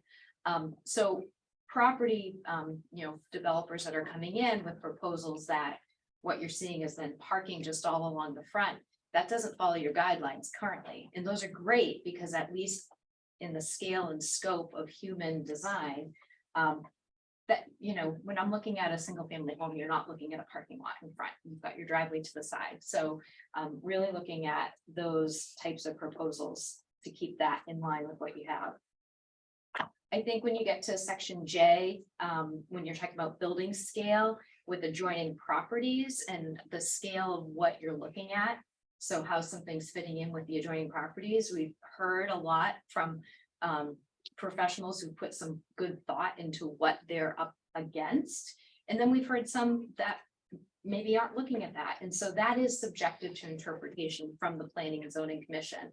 But I think that's important in a town like Bethel because you can go from one end of Greenwood Ave, go a mile down the other end, and you've got different look and feel and scale. And so I think that is very appropriate that you need to look at the building scale with adjoining properties like you currently have. So the way you have that regulation in there is, even though it's subject to your interpretation, I think that's really important because of the vast difference that you have across the TOD. The other thing down to design guidelines definitely gets into that streetscape and the parking like I spoke about. And finally, again, is in terms of the subjective to interpretation, the mass and scale. So relate the mass and scale of properties to the adjoining properties. And that is all in the interpretation of the commission. I don't think that should be changed. I think that's great because you have to look at the uniqueness of these different pieces that are coming in. So those were my thoughts as I've gone through where things have been. And I think that there's so much potential in what you currently have that it is definitely exciting to see things come in. It is also hard too, because that creates change in scale for things. So those are my thoughts, and I can email those if you need. Okay. Thank you. Okay, I don't have a lot to say, but I'm Nancy Sudik, 2 Ridgedale Road. And actually, everybody who went before me pretty much said what I wanted to say, so I just put a couple of asterisks on the points that I really wanted to stress.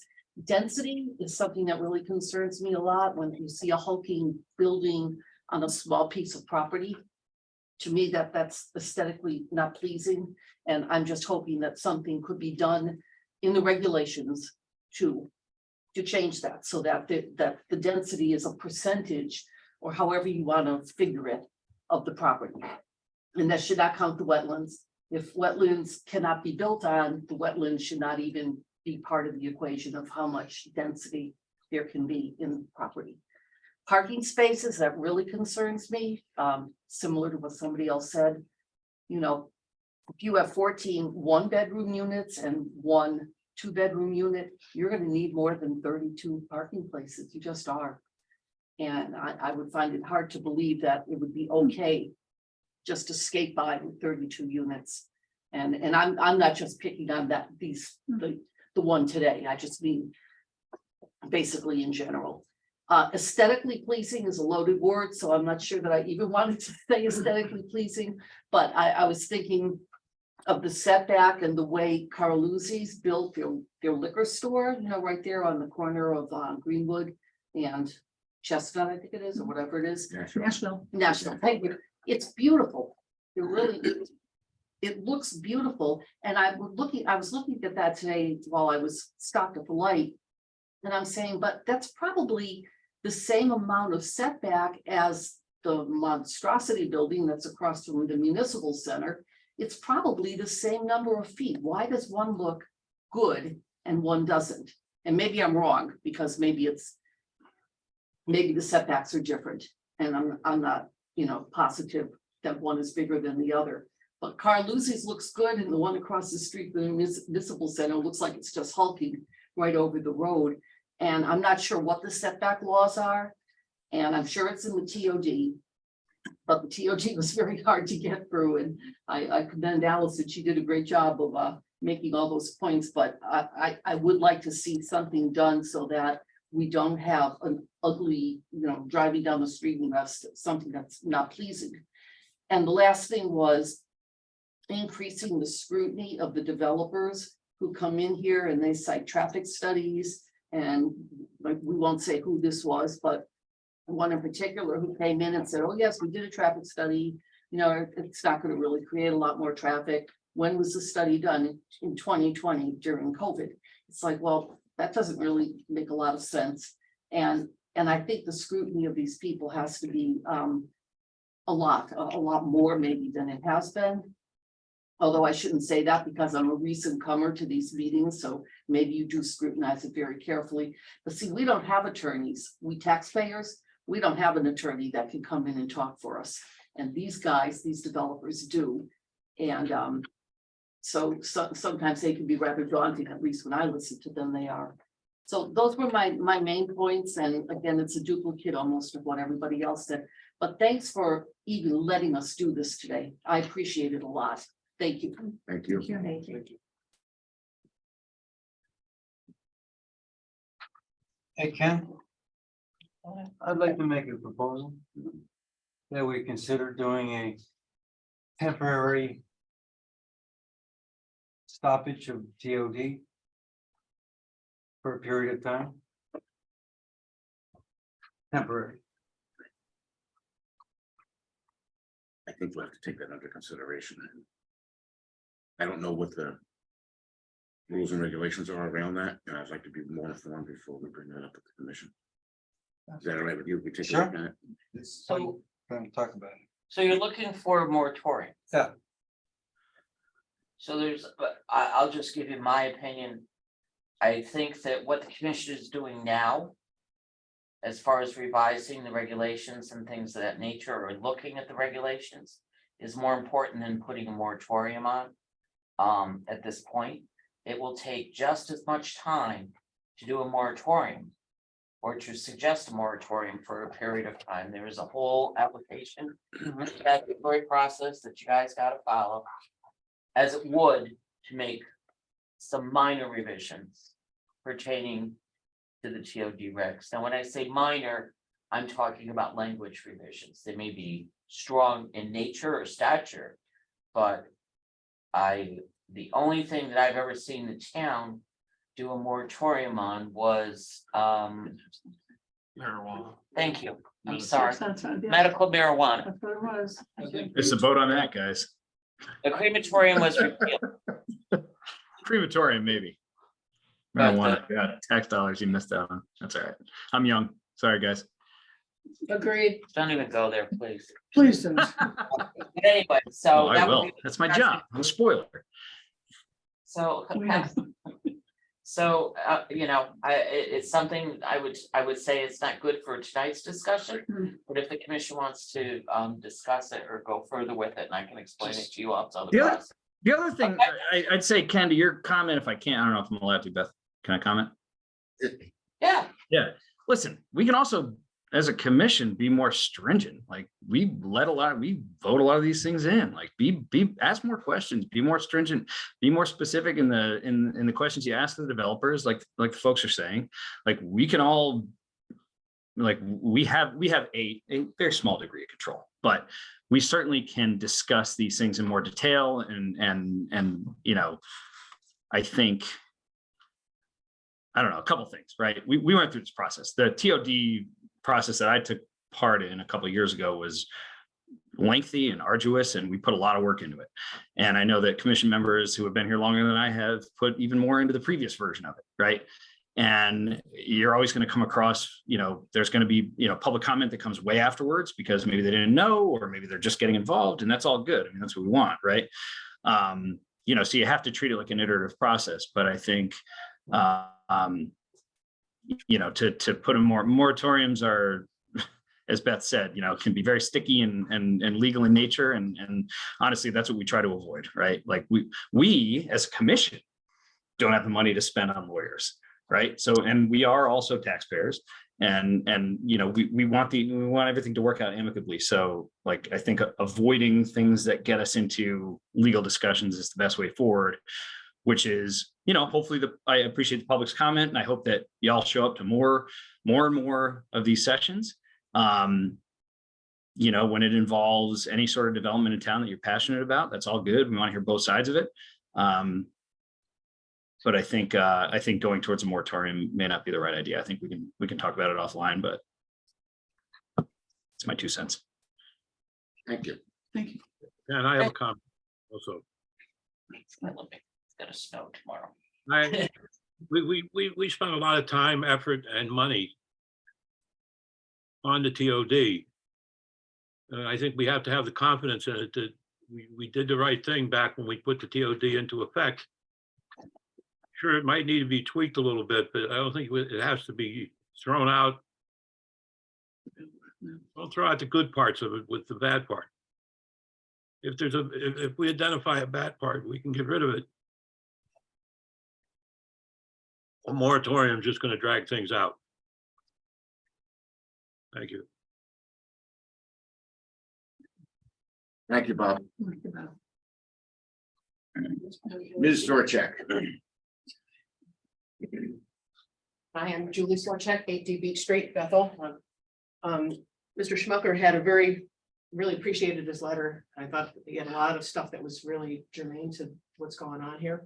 I actually found out just recently that I live in the TOD and had no idea about it. I didn't know that our part of Beach Street is in the TOD. I didn't, you know, I wasn't, that's part of the problem, I think, is that to me, it felt like the education and notification was, I don't know, but we were never notified that shouldn't we have been notified? So I don't know, you know, I just was very shocked about it. I like the idea of like shrinking it back down to like a quarter-mile radius of the train station versus half-mile.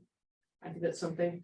I was going to also suggest a moratorium, but I can hear what the points of people, what you're saying. So that was one of my points that I wanted to bring up. I'm concerned about overdevelopment and what it's going to do to our infrastructure, you know, school, fire department, police department, just overdevelopment in general. Just it bothers me because it feels to me like it's changing the character of Bethel. I mean, I've lived here for 36 years and I feel like it's changed already, and I don't want to see it continue to change, become like something different, like part of Danbury. You know, we're not a city, we're a town. You know, we're not, to the best of my knowledge, at this point, we're not. So I like Allison's points about going over the TOD and what her concerns are and pointing things out. And I really appreciate the fact that the commission is taking a look at this and giving the public more of a chance to let you know how we feel about it. And you know, what we want to see happen if possible. But thank you all so much. I know you've worked really, really hard on this, and I know what it's like being on a commission and serving as a volunteer, and it's a tough job, and I really commend you all for your service to the town. Thanks. Thanks, Julie. Thank you, Julie. You've been patiently waiting. I don't think I can add to that. Sure. Anybody else? Anyone else? Comments? Nothing? I think Cynthia had her hand up. I don't know if she took it down. Yeah, there's like a real hand. There you Oh, go. Is that a peace sign? Oh, Cynthia McCourty. Yeah, Didn't see her. you're muted. Unmute yourself, Cynthia. There you go. Now we still can't hear you. She's speaking in sign language. David, can you turn up her volume? Can't hear you. No, I do not have the capability to enhance her volume, Mr. Chairman. Cynthia, we can't hear you. Push your buttons. Jump in the car and come around the corner. Hurry up. Tell her to click on the microphone. In the interim, Mr. Chairman, while Ms. McCorkindale figures out what she needs to do to remedy her audio issues, there's a BJ that also has their hand raised. Okay. Good evening. I would like to encourage. Your name and address for the record, please. Oh, sure. BJ Liberty, 8 Grand Street. I would like to see some environmental considerations incorporated into the TOD, such as including electric charging stations on the premises. And also perhaps a referral, when you do your referrals out to, you know, the fire department and the health department, that you include the Energy Conservation Commission. I would like to see some parking requirement changes in that that if it's a rental, that you unbundle the parking from the rent, so that if a renter needs, you know, the basic one parking spot, that's the basic rent. If they don't need any parking spots, they get a rent reduction. And if they need 2 parking spots, they would need to pay more. And I think this would perhaps encourage people to think about, well, can we get along with 1 car rather than 2? I would like to see, this is my third point, I would like to see a transportation management system formed that would broker underutilized parking facilities. For instance, maybe the town could make an arrangement with, for instance, Wells Fargo parking to pay them so that it could have some municipal parking. Overnight parking in the town lots by charging a permit fee. Forming van pools, car sharing, a weekend minibus, you know, like the senior center has that minibus, that maybe on the weekend, that minibus could be used. You know, people could sign up and have transportation. I would also like to see a plan for mixed use that would develop a synergy between the residents and the businesses, so that would reduce the need for some cars, you know, that they could handle their business on site. I think when they were talking about building heights, I read that some places, the closer it is to the train station, they allow higher heights, but as the distance from the train station increases, the height requirement or the allowed height is going to decrease. And then finally, I would like to see a requirement for dog sanitation waste stations. That's one thing since the Grand went up on at the end of the street on Grand Street. They do have a dog station for waste. I have seen a lot of increase, not necessarily from the Grand, but just there are a lot of dog walkers in the morning or during the day. And I think especially if a development is near wetlands, that, you know, you have to take dog waste into consideration. And I think those are my ideas. So thank you very much. Thank you. Thanks, BJ. Cynthia, do you have your volume working? No. Need a lip reader. Tell her to send an email then. Okay, I'll If, send. if you'd like to send us an email, we'd be delighted to see it. Something's wrong. Sorry, we can't hear you. Just hang on, hang up and rejoin. We better do this. Okay. Sorry, Cynthia, I wish we could hear you. We can always, if she leaves and rejoins, we can always try to Right. connect with her then. I have other business to take care of. In the interim, Mr. Chairman, I believe Paula Angelini has their hand raised.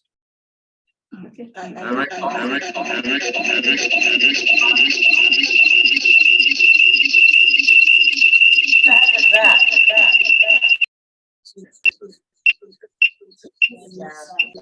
No speakers, computer and headset.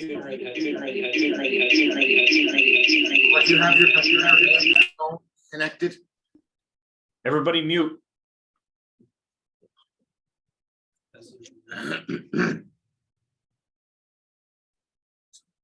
Is it working now? It is. Paul, try now. No, we hear. Yep. Okay, I have it unmuted. Can you hear me? Yes, Excuse me, yes, now we can. Excuse me 1 second. Janice has been waiting to speak. When I asked her, she said she didn't have. You any said you phone. didn't have anything. Yeah, but she's been getting up and Oh, but it was when the other one didn't. when everybody else. Okay. She can go after the phone. You want me to? Let Paul finish, please. Sure. Yeah, let him just finish. Go ahead, I'd like to commend Commissioner Ken for his suggestion on TOD moratorium. I don't think it's a bad idea to take a deep breath and take a long thinking session about what's going on. I don't think it's a lot of little fixes. I think you have to review everything totally, because I do agree that design, parking, all of these issues that were discussed are very important. But the top of my list is the amount of people that are going to be added to Bethel in the general area, especially of Greenwood Avenue. We have projects, multiple unit projects within blocks of one another, and there's several on South Street that are going on. There's one on Wooster. There's the one across from the municipal that was just done. There's Diamond Avenue. It's all around Greenwood Avenue. I truly believe that it's going to make Bethel unlivable in the main business areas. You're not going to even be able to get into these places. I've already noticed the traffic increase when I go to Dolan Plaza. If I have to make a left turn especially, I have to wait quite a while to do that. And I look at my watch and it's 3 o'clock in the afternoon. I suppose that's parents going to get their children or delivering them or picking them up from sports, whatever. But in the morning and the late business, high traffic area, people leaving work is worse. So if it's that way now, I'm wondering if the P&Z keeps track of exactly how many people they're adding with all of these projects. Now, I know you're kind of under the gun with the 830Gs, but there are some that are not 830G, and they're rather large projects, especially this Diamond Avenue one. I love Bethel and I love the small town feel, but I do believe progress is important. But that factor alone would make me stop and think about the TOD, I'm sorry. The addition of all these people in the multiple unit buildings, you say 42 units.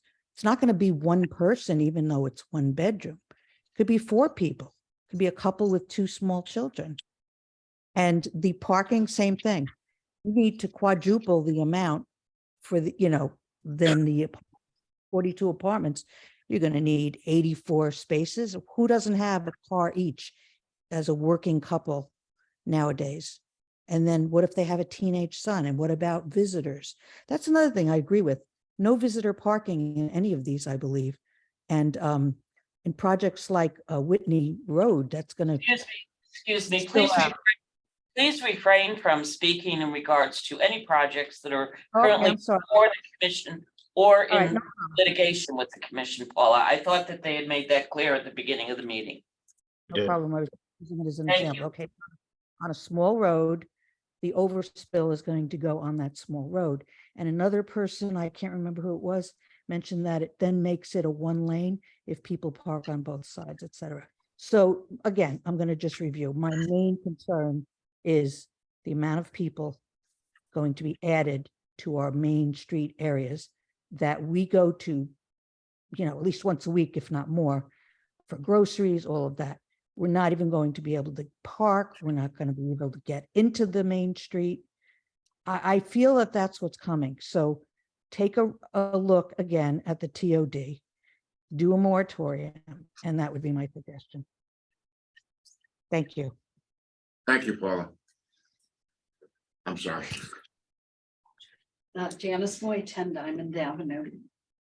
I have to say that when I pulled the South Street paperwork today, my first thought was, well, these people don't have to worry about the neighbors across the street. So they're not being advertised. But what struck about that proposal, 2 things. They were so concerned about keeping their design consistent with the neighborhood in terms of height and style. And they were doing less than they could have. And that really impressed me. Also, the comment about we want to make sure that things look good from the cemetery. They're not just concerned about what they're doing. Even people visiting the cemetery, they're concerned about what they see from that side. So that was very impressive. I'm concerned, like everybody else, about density, about heights. That impressed me with this project, that it looks like 2 and a roof. We just heard green space, not just the density of numbers of units per acre, but the amount of green space. It seems like these projects are getting tighter and tighter in terms of that. And I know that that's been something that's been discussed here before. I appreciated somebody else's comment about buildable land rather than just the acreage that is the lot. I think that especially with the number of units being so high, I mean, even 20 units per acre would be a lot. But if you have a lot that's, a third not buildable land, then I think that there should be consideration for that and parking. And I think that's all I have to say. You just, that and whatever we can do to keep you guys in control of things, to keep local control. I appreciated that the things you did vis-a-vis the state. I know that you've had some curveballs thrown at you, which probably is why this is happening, things that weren't foreseen. I think that as much as possible, trying to get a little bit more specific maybe on what, in keeping with the existing neighborhood entails. I know that's vague, I know it'd be difficult, but maybe in terms of building heights and setbacks and things like that, that would help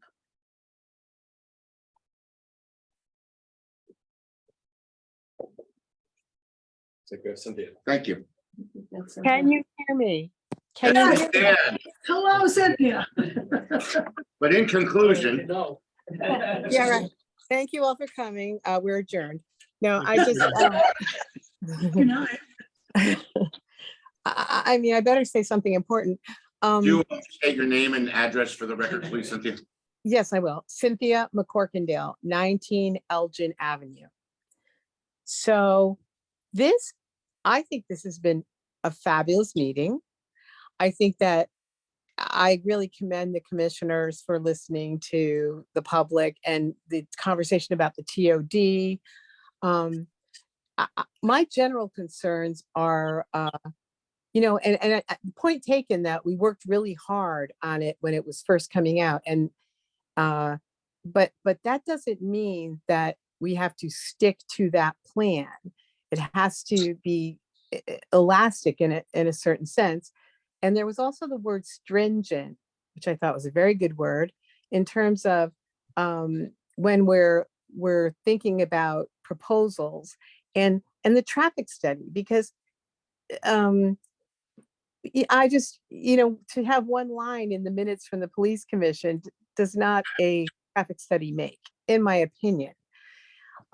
It's very difficult as we've gone through this process for me, because it seems that the public, the residents, the homeowners seem to be pitted against developers. And that's not really the relationship we want. I'm a capitalist. I believe everyone should make money, and then you can develop your property. But there seems to be some, there's other things driving, there are other factors. And it reminds me of like what we're currently going through every year with the budget, with, for example, the education budget, where they don't get fully reimbursed for their cost sharing. And it just happens every year, but it puts the taxpayers of Bethel in a adversarial position against the Board of Education, when really it's a state problem. And I think there's something of that going on here. I just think that we need to focus on the commissioners, as the P&Z, we need to focus on what is going to be the most value added. And in terms of overdevelopment to me would be to increase the need for resources without adding revenue or adding to the grand list. So my concerns about the properties, that recent ones that are up for grabs here, is that we're focusing so much on residential, and the residential only takes resources. It only uses infrastructure. I don't know what the give back is. That's why I love the idea of, the industrial staying industrial and making it more amenable for people to come to Bethel and have a job in Bethel. We have a dearth of industrial property here. We need more industrial property. So now, we're trying to change zoning for, industrial to mixed use and this and that.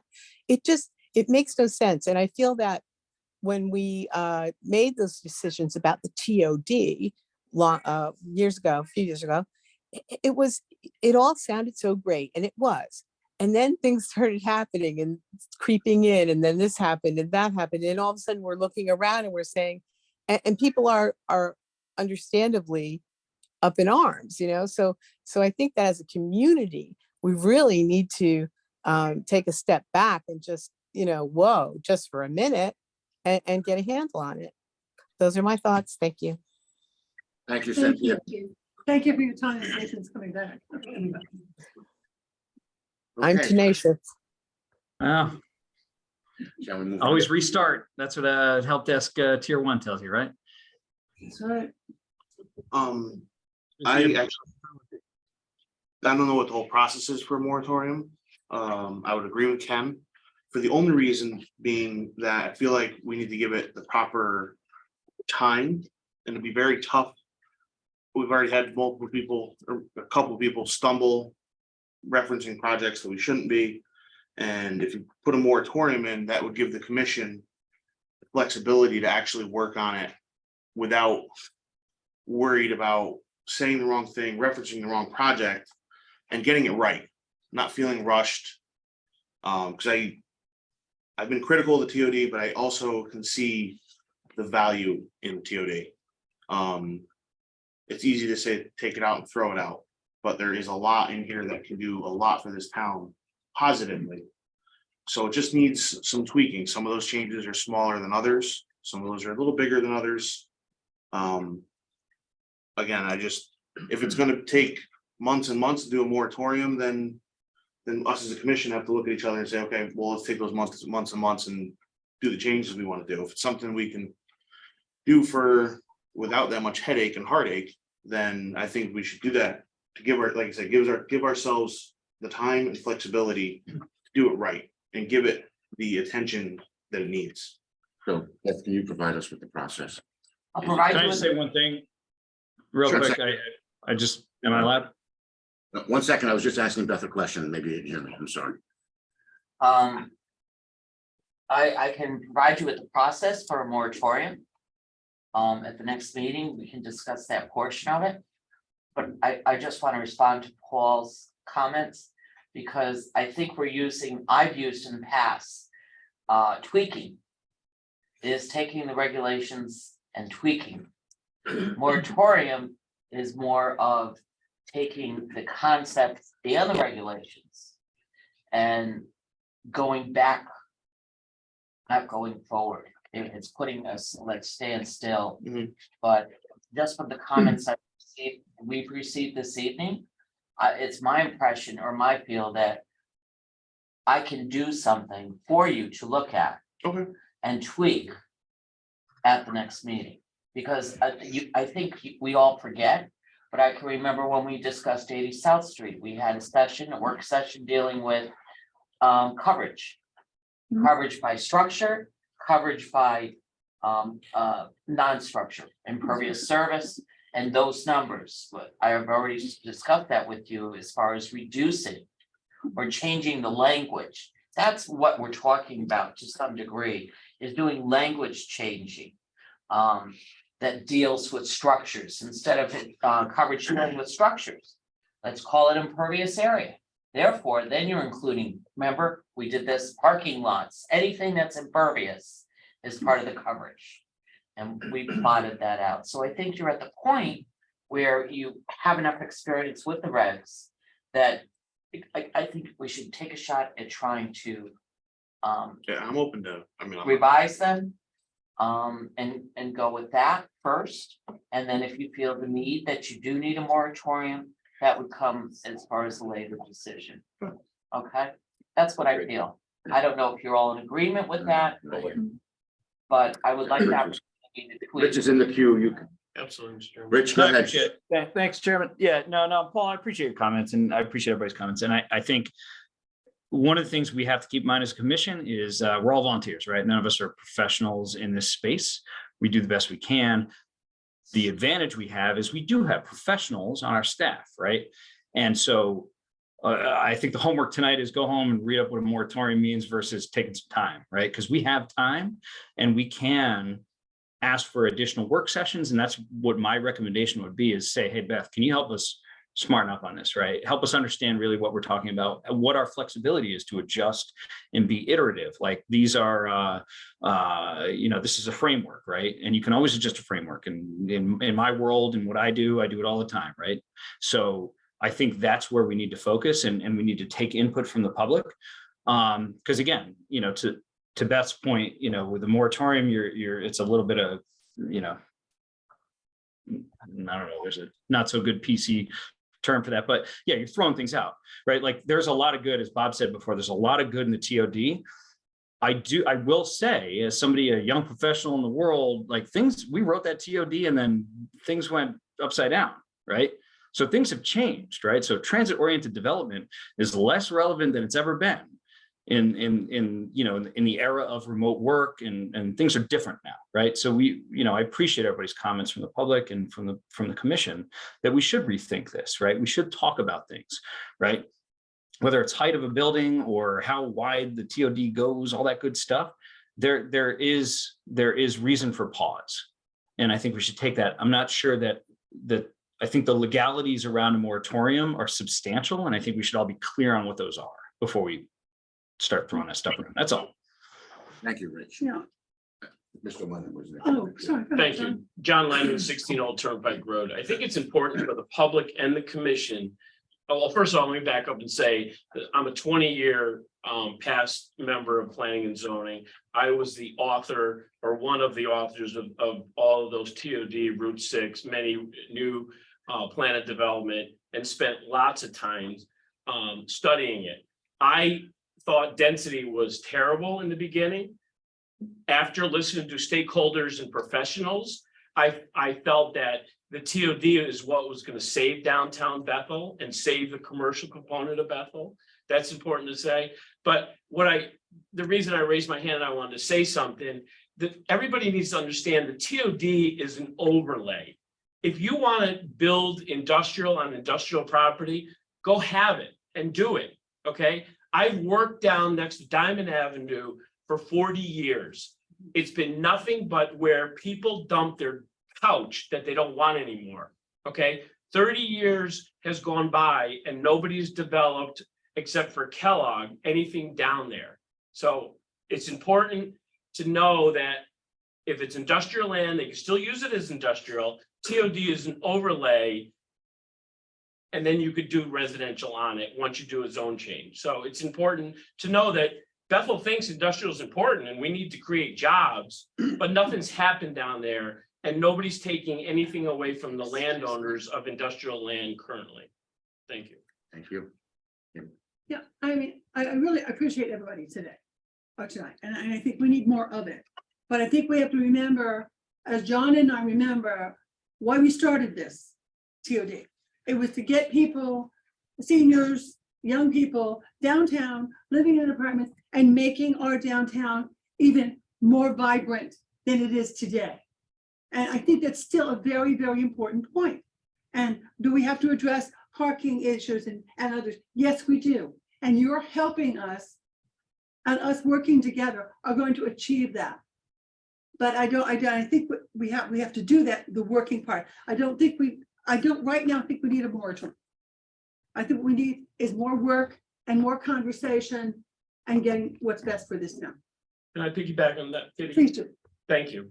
But our past planners, town planners, convinced me after many years of studying it that you want density where town services are. We need to offer a component of affordable housing, and you want that on the state highways, Route 53, 58. You want it down near the bus route, near the transportation. You want to offer a component of affordable units so that we're not chasing it in other areas of the town where there's sewers, okay? It's going to happen. If you don't offer it downtown where town services are, it's going to creep in all other neighborhoods that we really don't want it. And green space. I'm sorry? And green space. Well, you know how I feel about green space. I want more green space. Anyway, let's take. Yeah, this is, thank you. Thank you. At the risk of getting yelled at, I just wish there were more of you here to talk, because I've seen most of you for the past several months. But I know that there are a lot of people in this town. There was so much that you said that was really, really on target. Stringent oversight of developers. Beth knows I've been bugging her for a long time about that. Just so much here that is really, really wise. I know I'm a newcomer. I've only been part of Bethel for 40 years. Okay, let's say 43 years. I'm a newbie. I get it. Bethel has not changed. I walk down Greenwood Avenue. I walk into the toy store and I am greeted with a, "Hey, how are you? We're so glad to see you. For which nephew or niece are you buying something?" And I go and I hug Josie, that's the dog, by the way. I walk into the bookstore. Hey, how are you? How are your kids? She was their teacher. I walk into English Apothecary. I'm greeted with the same way. Where's Maggie? That's my dog. You know, I walk up and down into these places. Bethel has not changed. Bethel is still a really special place. And, you know, the joke, you know, everybody knows your name, but the reality is, if you engage yourself in these businesses, everybody does know your name. M&T took over Peoples. We walked into M&T the other day, and they greeted us by name because they were all formerly at the Peoples on Greenwood Avenue, on Grassy Plain Street. Bethel has not changed. And the fact that there are more people here. How many of you went to Broken Symmetry? I'm talking to all of us, went to Broken Symmetry when it first opened. Raise your hands. We went in there like, oh, we got to check this out. We know the owner, Lisa, who has been magical in this town. We knew one of the other owners, Paul Mannion. I had been the 3-year-old. You know. That's weird. And we walked in and my husband and I said, where are all these 20 and 30-year-olds coming from? Where have they been? That's Bethel. They're coming if there are places for them to come to. I am not concerned about industrial. I completely agree. There is a lot of industrial area. Build on it. Come, bring your stuff. We want it. I think there is a lot in the TOD regs that needs to be looked at and tweaked. To shut it down completely would be a nightmare. And it's unnecessary. Because we will have more of these conversations, I would imagine. And the more you bring to the table, literally, the more we can take in working sessions and cross that out and change the language here. And what are we going to do over there? And, you know, what about all of these other things? I'm so grateful for all of you that have been here. And I know many of you are here because of the different developers that have come in and made proposals, but you're here. And it's really, really cool. But Bethel has not changed. Bethel is still, you walk into English Apothecary. You walk into Carol Lucy's, I still call it Bethel Food. And they greet you by name, you know, or they say, hey, you know, you didn't buy your chocolate cookies today. But up and down Greenwood Avenue, it's still very much Bethel. So that's all I got. I'll be quiet. I'm gonna just flip the script on Penny a little bit, and from my perspective, Bethel has changed. It has always changed. It's been changing for 300 years. It has never stopped. It has never gone backwards. The entire Eastern Seaboard has done nothing but grow for the last 300 years. We're not going to stop that. The best we can do is manage it, and I think that's our responsibility as the board and to manage it wisely. I agree. Thank you, Robert. Thank you. Yes. All right. Beth, I think we should move on. No, I support tweaks and adjustments, right? That's what plans are all about. And we know now what we didn't know, or the commission didn't know 6 years ago, right? The things are different. So you adjust and adapt and all that, you know. The deep-seated thing behind me is, are we gonna run the infrastructure out of business, right? Our schools are bursting at the seams, you know, there's an inflection point coming where we're gonna have to build a school, or we're gonna have to go to paid fire department, and that's gonna, and people are screaming now, wait till that happens. Things are gonna get really, really expensive. So that's what scares me in the distance. And it's gonna be the last question, and then we're gonna move on because we have other items on the agenda. Can the peanut gallery ask a question?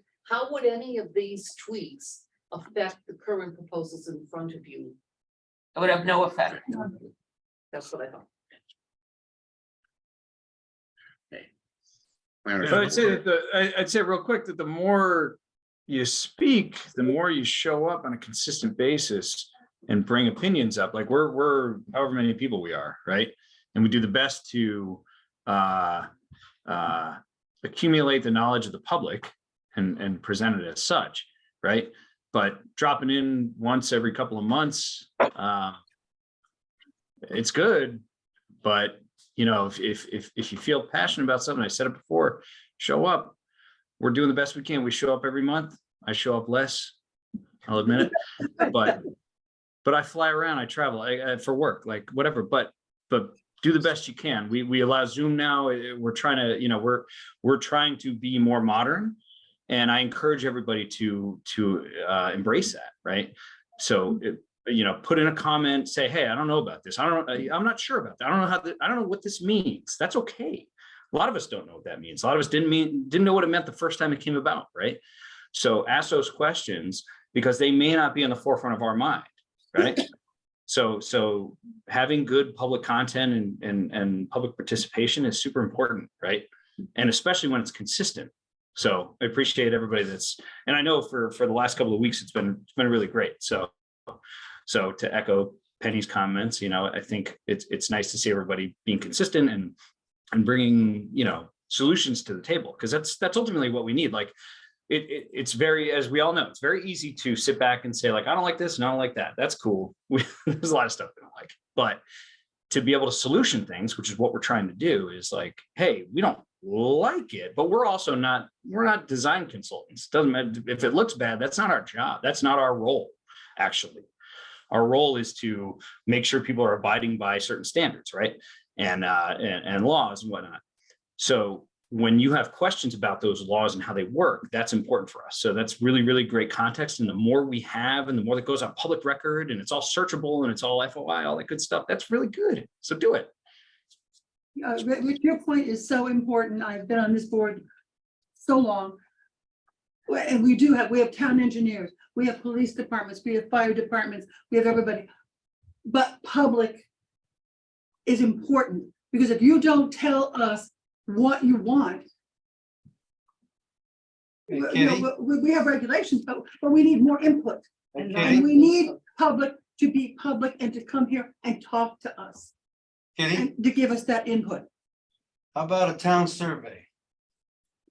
We did that, you know, we got, as a result of it, nothing. Town survey on the TOD. I mean, there's only a handful of people here. Let's hear from a couple hundred. So this is the last point I'll make, and I promise I'll shut up. Man, when we did the last TOD, we did this. We actually, there was somebody that said they didn't know. I get it. Listen, it's hard to reach all the mediums, right? And I'm not talking about people that read your minds. I'm from an advertising perspective. There are layers and layers. We could do Facebook, we do Instagram, we do TikTok, we could do whatever. We hung a banner in the middle of town, which is about as blunt as you can get, that said, hey, we're doing these things. And I'll say charades, but there's a real name for it. What are they called? Something like that, right?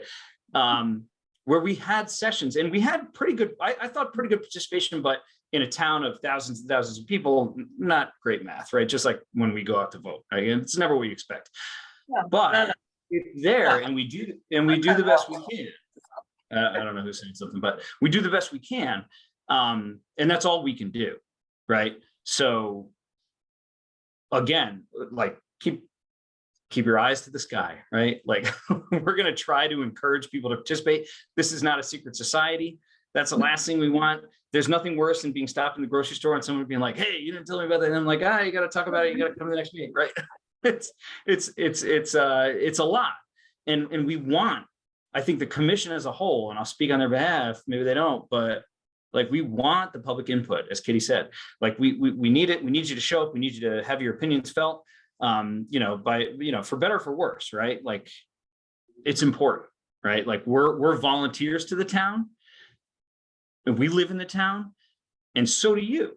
And you don't have the, the unfortunate, You haven't been an elected official.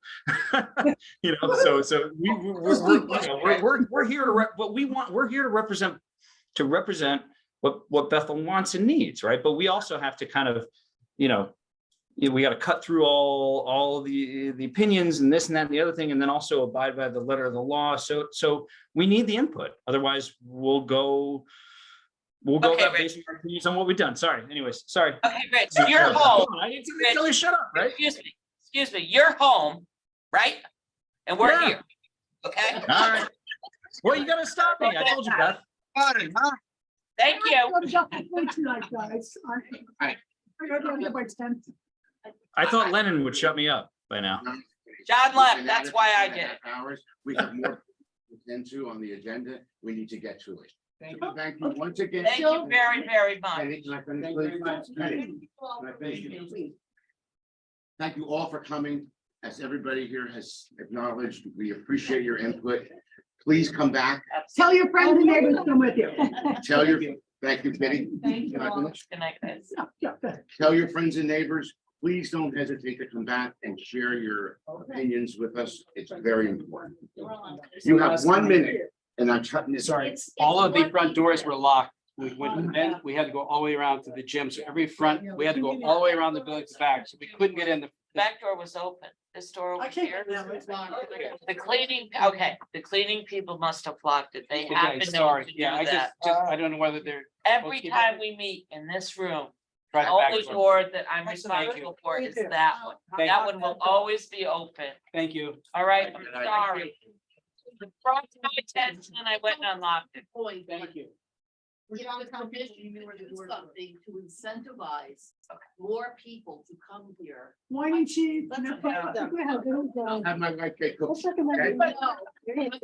I'm sorry, Nancy. Try to get in every way. You are- come to these meetings, in every way. you can. With Nancy. candy? I would be more Or than liquor. happy, Nancy, excuse me.